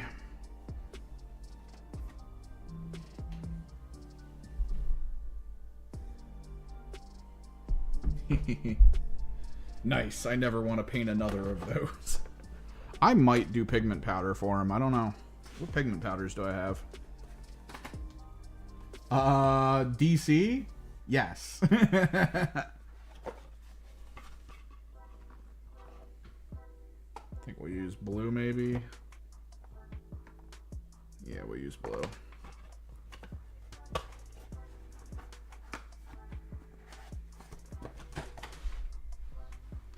Let me take a cursory look here.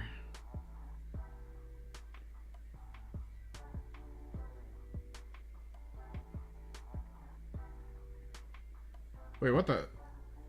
Predator versus Space Marine? What the hell is this? Is this fan made? It has to be fan made.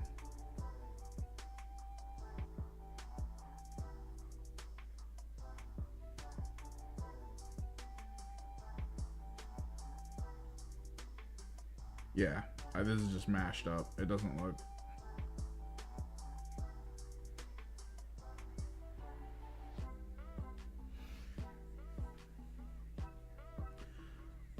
Location: Washington, D.C. Date and time. We'll start today. And we'll end the end of April. We'll do 50 miles from Washington, D.C. Game system, 40K. Start date ascending. Exclude online. Search. There's a place called Huzzah Hobbies. They have a tournament on the 21st. Looks like $25 entry fee. It's sold out currently, it looks like. They also did another one. Bazooka Games. That's in Westminster. It's the 21st. Again, $35 entry fee. 2 tickets remaining. It's a tournament, so it's full ITC, singles event. It looks like an RTT, so it's single day, 10 a.m. to 8 p.m. That'll be probably 3 rounds in total, 1v1.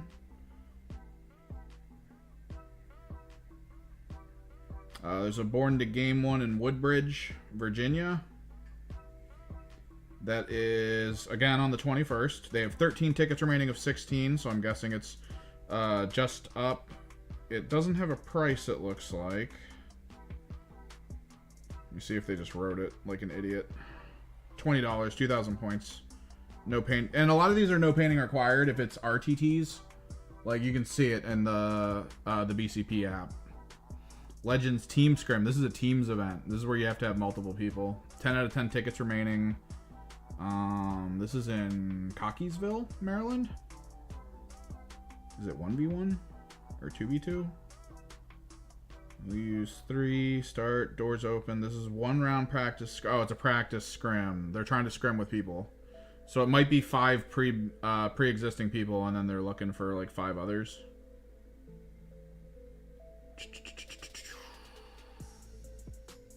Alexandria. Some Awesome Con. You gotta look at Awesome Con. No, yeah, you're going to need 2,000 points most likely, but keep an eye on BCP, though. Sometimes there'll be weird events, like there'll be like a Combat Patrol event where there's just a small Combat Patrol tourney at a place to have people like try it out.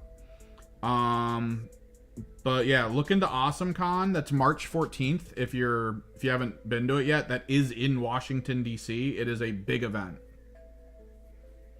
It's more than just 40K, too. Like, it's so much. And you can go check out the 40K games that are going on there. It is a 5-round event, which I think is a 2-day. Because this is a GT.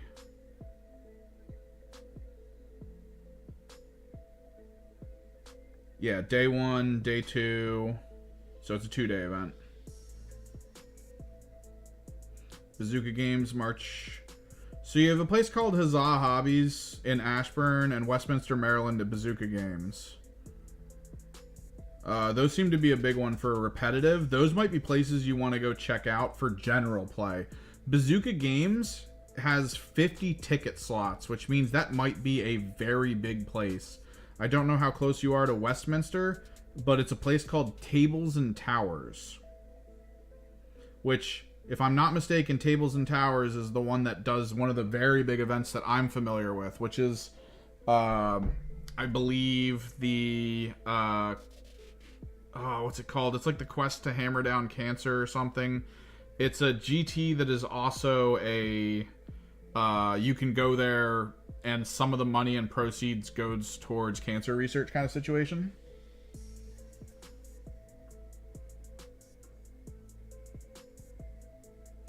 If you're only planning to like tinker and like kind of have fun, you could stop at 1,000 if you want. You don't have to go to 1,500. You kind of want 2,000 if you want something on the side that you can take to your average tournament or event. 1,000 points is just fun to like tinker with, but if you're gonna hyper focus on collecting Votann, like maybe take your Space Marine to a K just to like play small games at 1,000 points. And then just go, because that's the tiering in 40k right now is 1,000 points, 2,000 points, 3,000 points, and beyond. And when you hit those tiers, things change. Like at 1,000 points, you can't have more than 2 of the same data sheet, unless it's battle line. Then I think you can take 6 or something, or 4.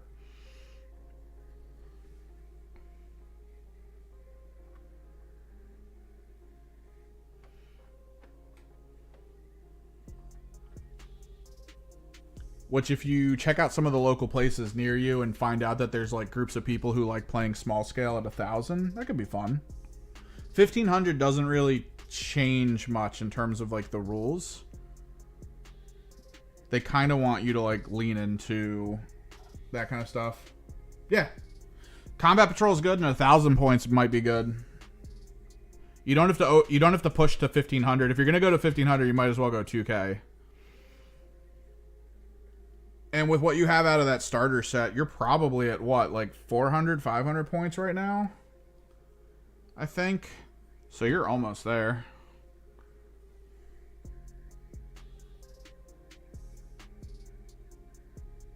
Which is nice.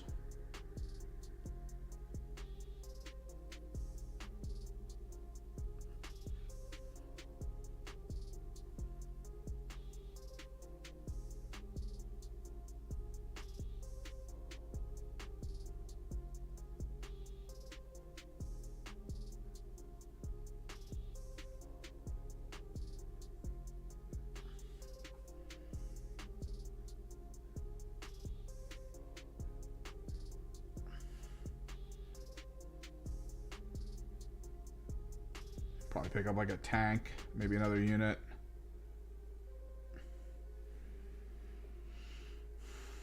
But yeah, don't go to 1,500 necessarily. I mean, unless your friend really wants to try to play 1,500 point games. Because technically 1,500 point games have the same rules as 2Ks. So it's 3 data sheets per regular unit, 6 for battle line.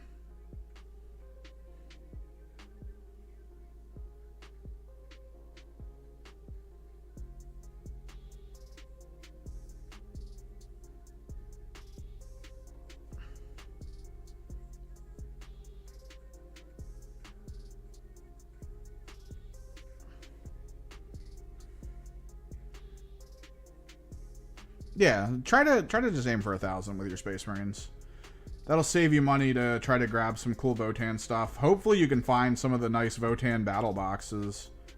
It's been a while since they've been out, but those are the kind of boxes you might find in like random stores.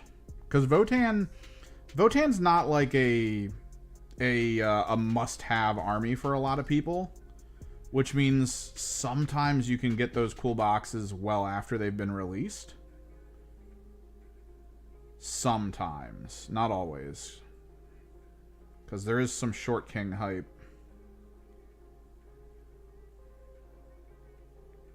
And if you can find yourself a battle box, you'll probably be well on your way to like a 2K army. I think those are like 700 or 800 points.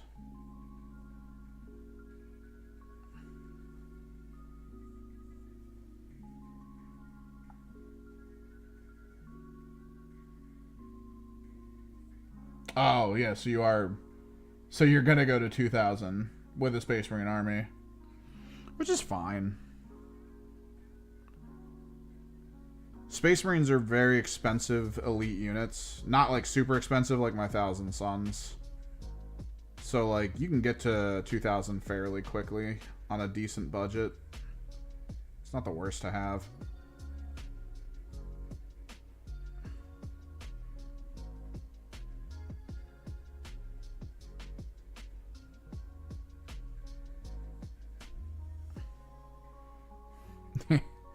Jeez, going in on yourself.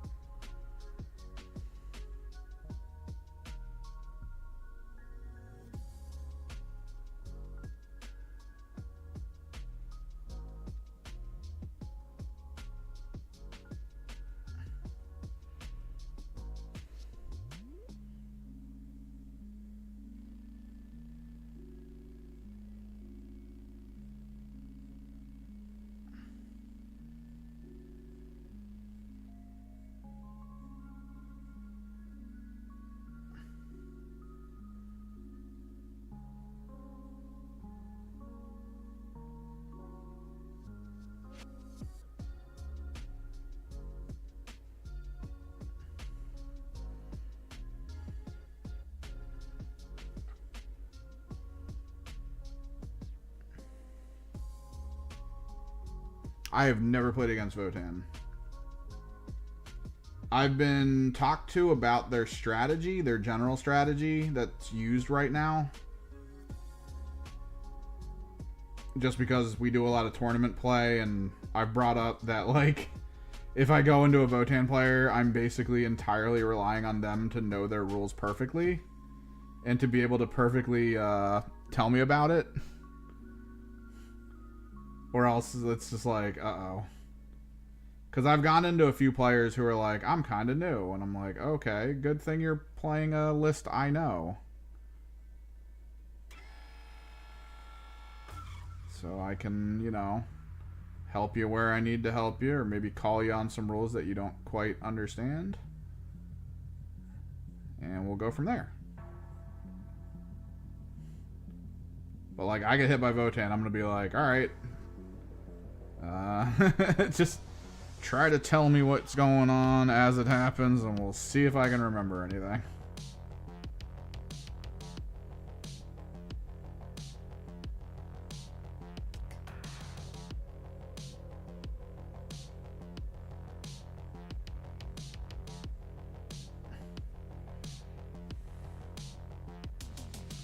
Well, like, ever? Like, the weirdest rule of all time? I kind of like the Changelings rule from Chaos Demons. That's at least one of the weirder ones I know of. In the enemy shooting phase, he takes a test. Well, he picks a target, then he takes a test. So, a target that's within 12 inches of him, he kind of points at it, and then you roll a dice. If you roll a 1, I think nothing happens. If you roll a 2 through 5, that unit is -1 to hit from that point further. For, like, that shooting phase till the next shooting phase, basically. If you roll a 6, that unit is no longer eligible to shoot at all. What this does in the rules is it actually makes it so that unit can't perform actions. And of course, because the Changeling has 12-inch lone op, if that is the only unit within 12 inches of the Changeling is no longer at threat of being shot at. Because the enemy can no longer do that.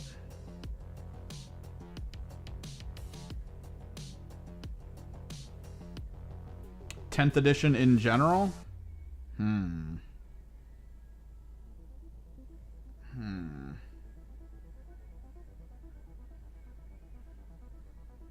Thinking.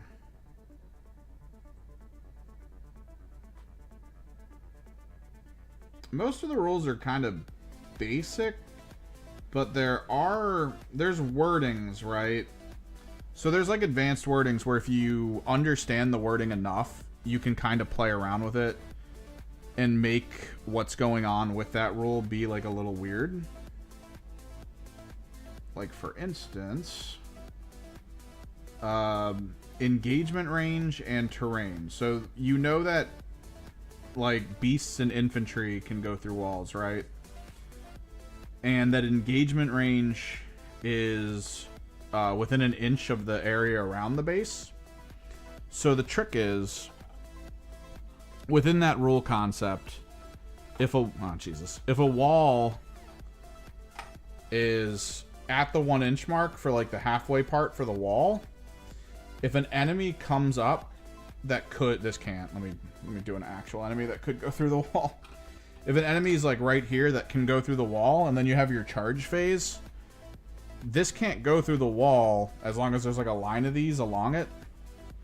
So when it goes to charge, it has to roll the distance to go like completely around and get to the unit. And again, that's if there's like a wall of people here. So like that's a weird interaction that people don't normally think about. But that is like a very commonly used thing in full tier 40k. Trying to think of other weird things that can happen. That's just like an awkward interaction. Fight on death, kinda, nah. I think people have kind of solved it.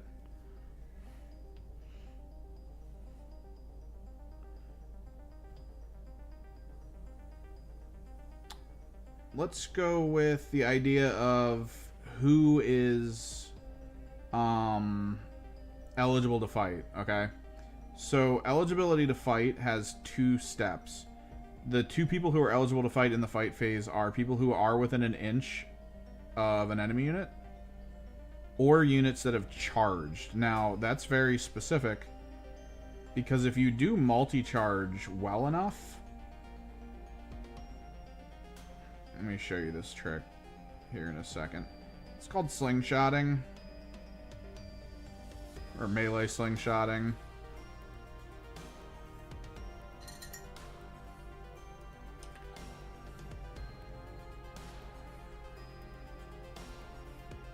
Let's do the full sequence.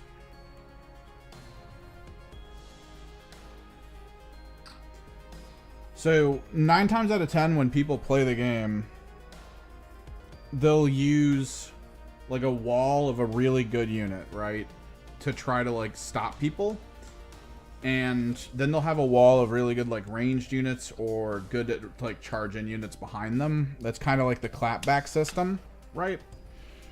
So what can happen is if you have 2 units that are decent and you're pretty sure one of them could kill this unit, you'll double charge, right? Like you'll charge with your first unit and then you'll charge with your second unit. You'll hope that the second unit gets far enough up on this that it's like there, basically.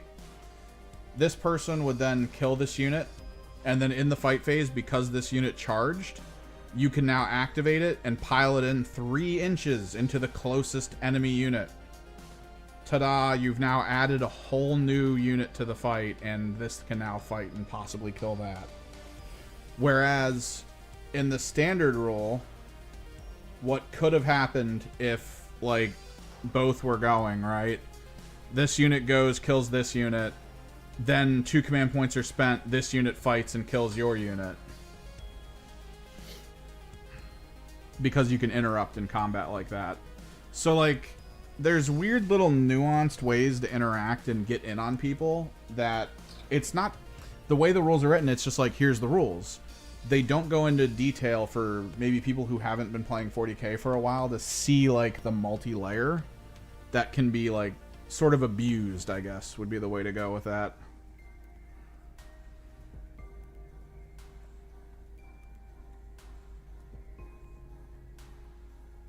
That's where kind of player experience comes in, because once you get hit with it in a competitive game or like a local game, that's when your brain's like, oh, no way.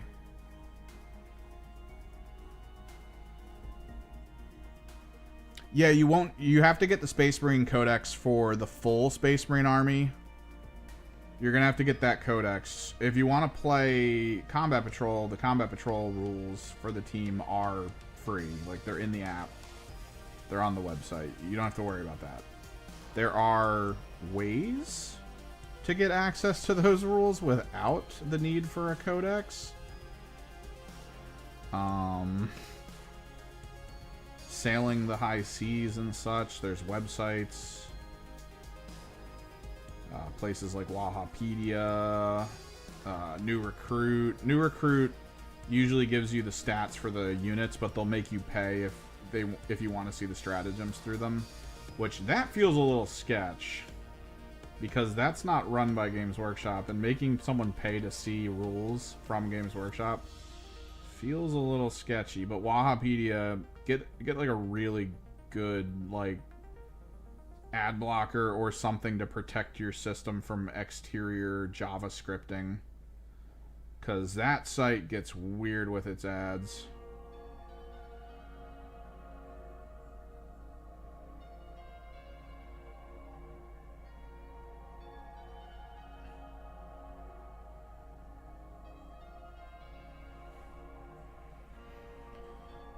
Stim Bear.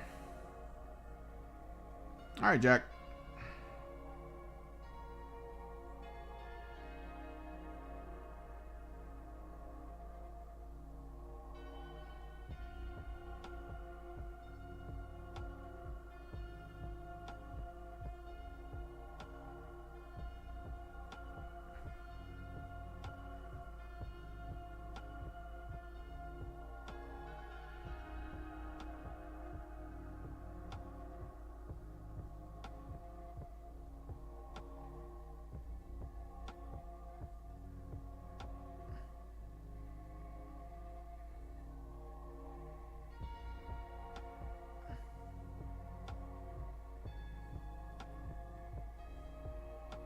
A bunch of my friends have all been getting into 40K. And a few of them are starting to get to that point where they are thinking of events. So that's been fun. Helping them with that. We've been going to one of their houses like every week so far to try to get some games in. Talk to people about strategy. Thinking of how to build lists and be ready for like events and what to do with what kind of situations. That's been fun. I played it in RTT, took 8th out of 16, I think, that were there. No, 18. 19? I think we had 19 players. Yeah, I took 8th, so that was a pretty good step up from my normal 3rd from last.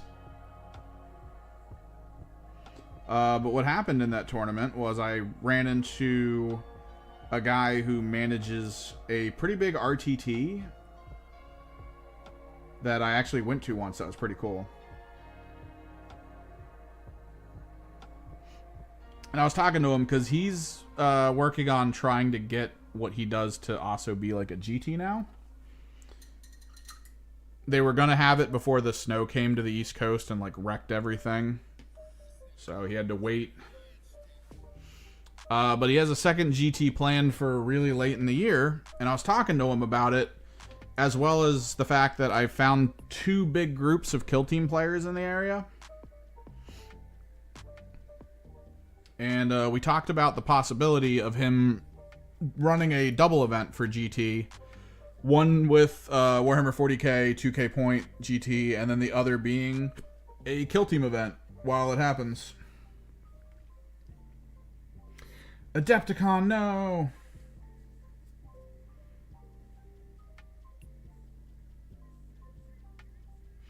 I think someone this guy, the guy that runs the GT, described Conquest to me. I think, if it's the same game. It sounds weird. This is the one with like an initiative track in the form of cards, right? I know they did an event recently to try to teach people it.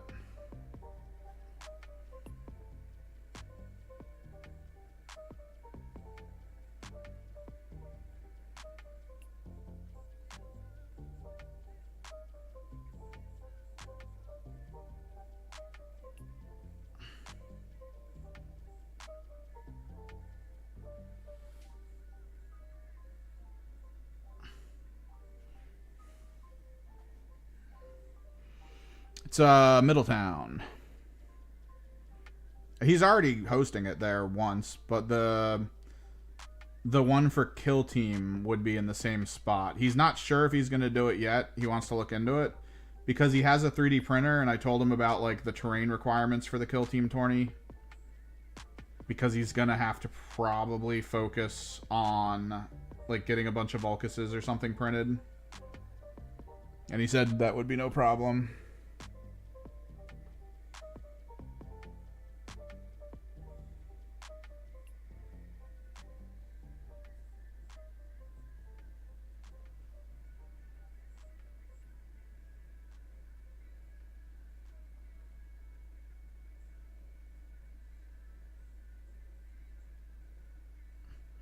Apparently, it's super easy to become a Conquest TO. Like, they make you, like, write something up to prove that you know the rules. And then they just, like, give you a ton of stuff. They'll give you, like, all the rules write-ups for, like, all the teams.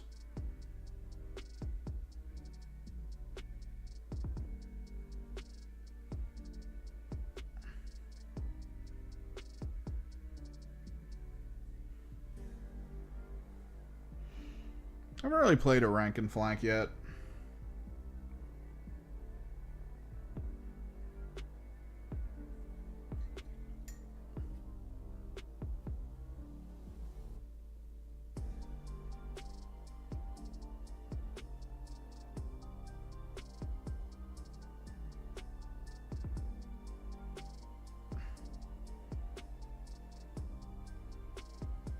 Like, I never got into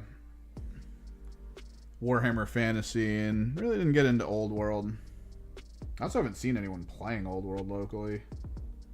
So many people have Old World armies, and I never see any Old World going on. It's so crazy.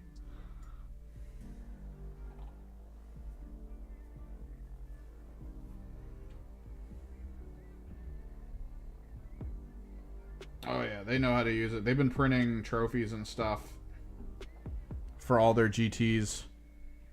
The GT that they still have to put on that kind of got delayed. They have a AdMech Archmagos staff, like full size. That's for whoever wins. I won the hammer for painted. Like, I have an actual Power Maul 3D printed to scale. It's freaking huge. But yeah, I was talking to him. He was like, I can get Vulcus printed. I was like, yep, you're gonna need to, because you're not gonna want to buy all those Vulcuses.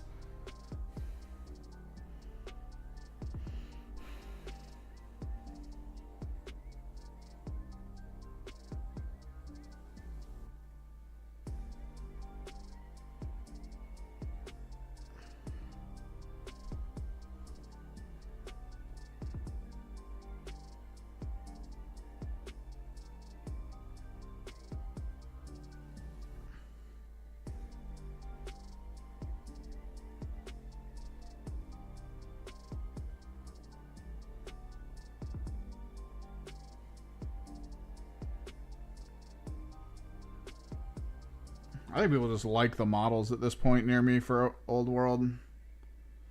It's cool models. They're expensive as hell. Part of me wanted to try to talk someone into playing a mostly, I think, Wraith Knight army. Like the Aldari Wraith Knights. And to do the Terracotta Soldier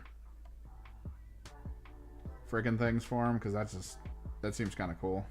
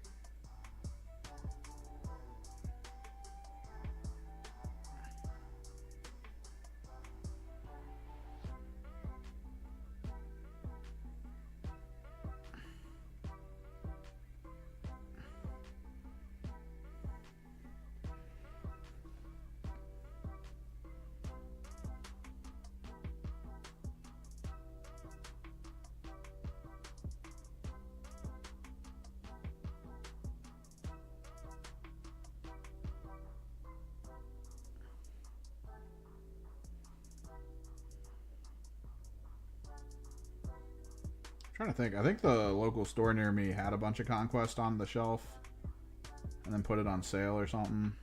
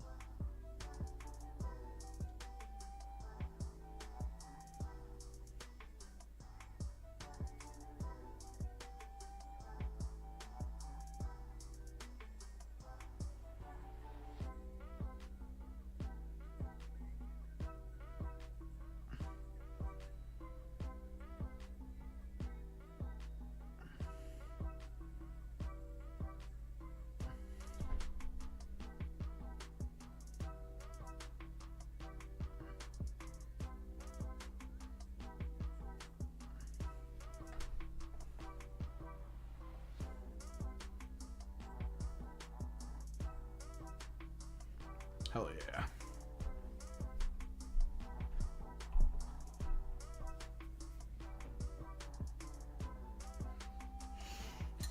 Yeah, I know they got that one event they did. I should have a dark blue So Flat.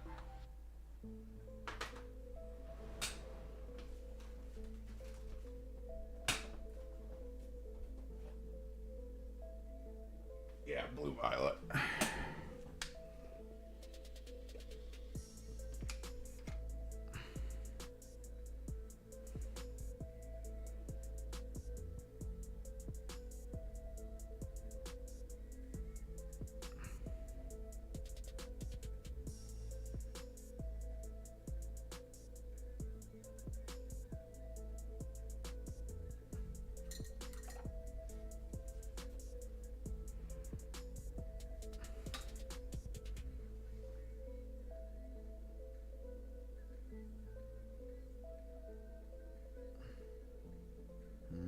Maybe not blue violet.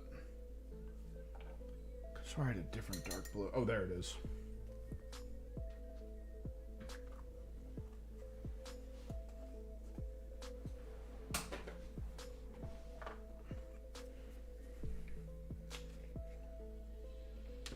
Straight up phthalo blue.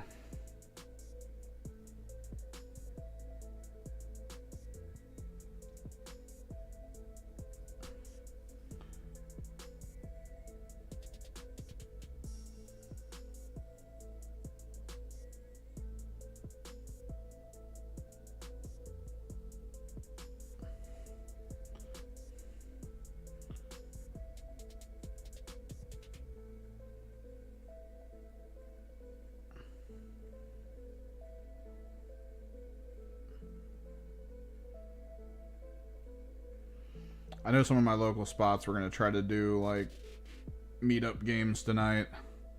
I was actually looking forward to them, but then I got freaking suckered into some random crap I had to do.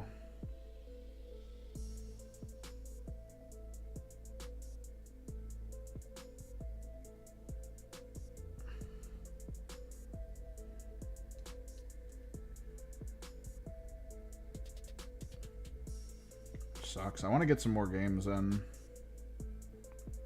Need to start recording stuff. Gotta make that content.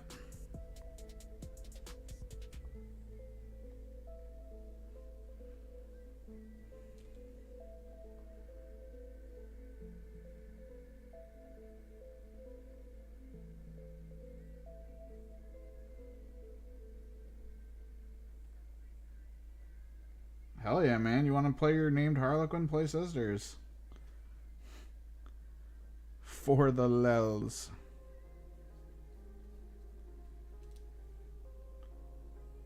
Get this glazing medium on.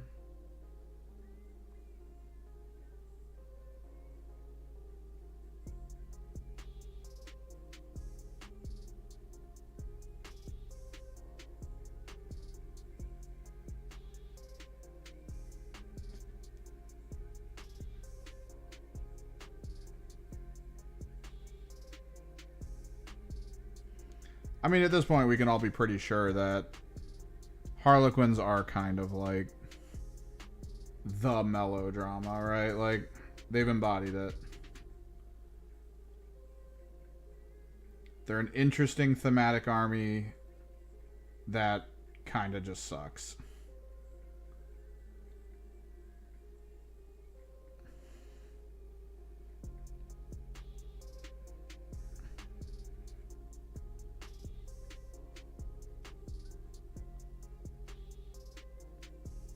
Which is pretty bad.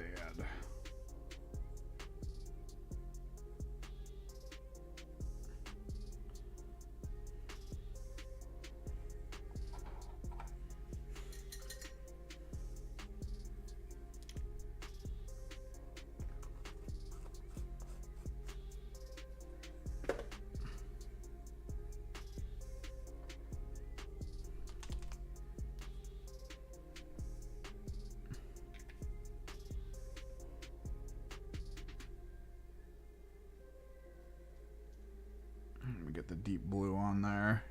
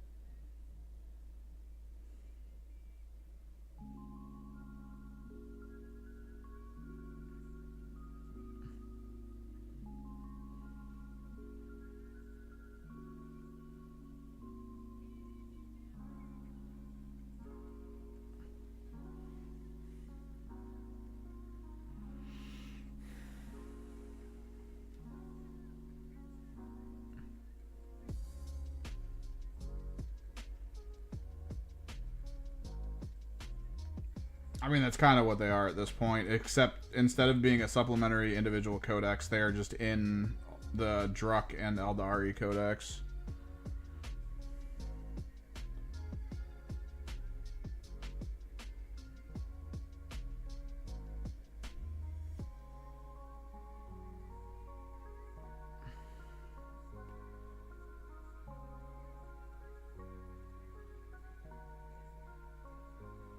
And at this point, Custodes are still, like, Horus Heresy coded.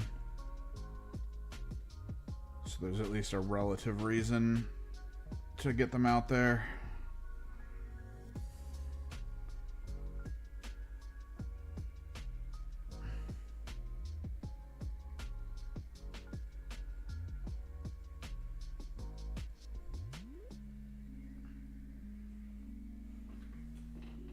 Time is it? 9:20. Should probably call it. At least we got the cloak done.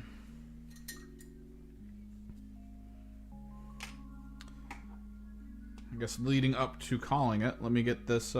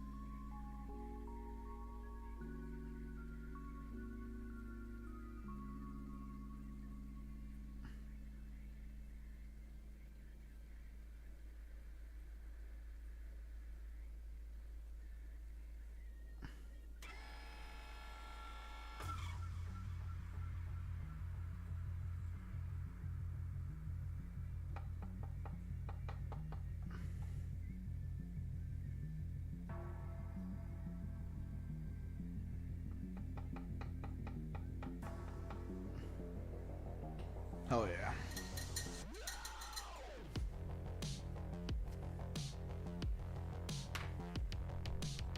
Alright. Hopefully we can get a little bit more time tomorrow, and then maybe a... No. Maybe a big day Thursday? Maybe? Oh, Jesus, Aaron. Popping in last second. Right before I go edit.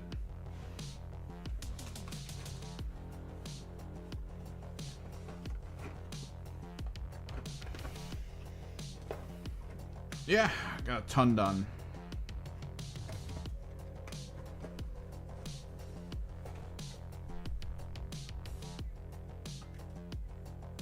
Got those characters started. Oh, you bought the codex? Nice. So now you just gotta put the number in for the app, and then you can build lists and quick reference stuff. Are you in the Discord? Because I'm about to end stream. Ugh.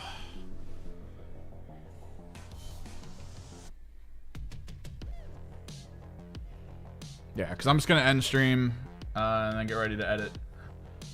Probably short stream tomorrow, maybe. Go to the Discord, hang out. I'll usually post there when things are happening.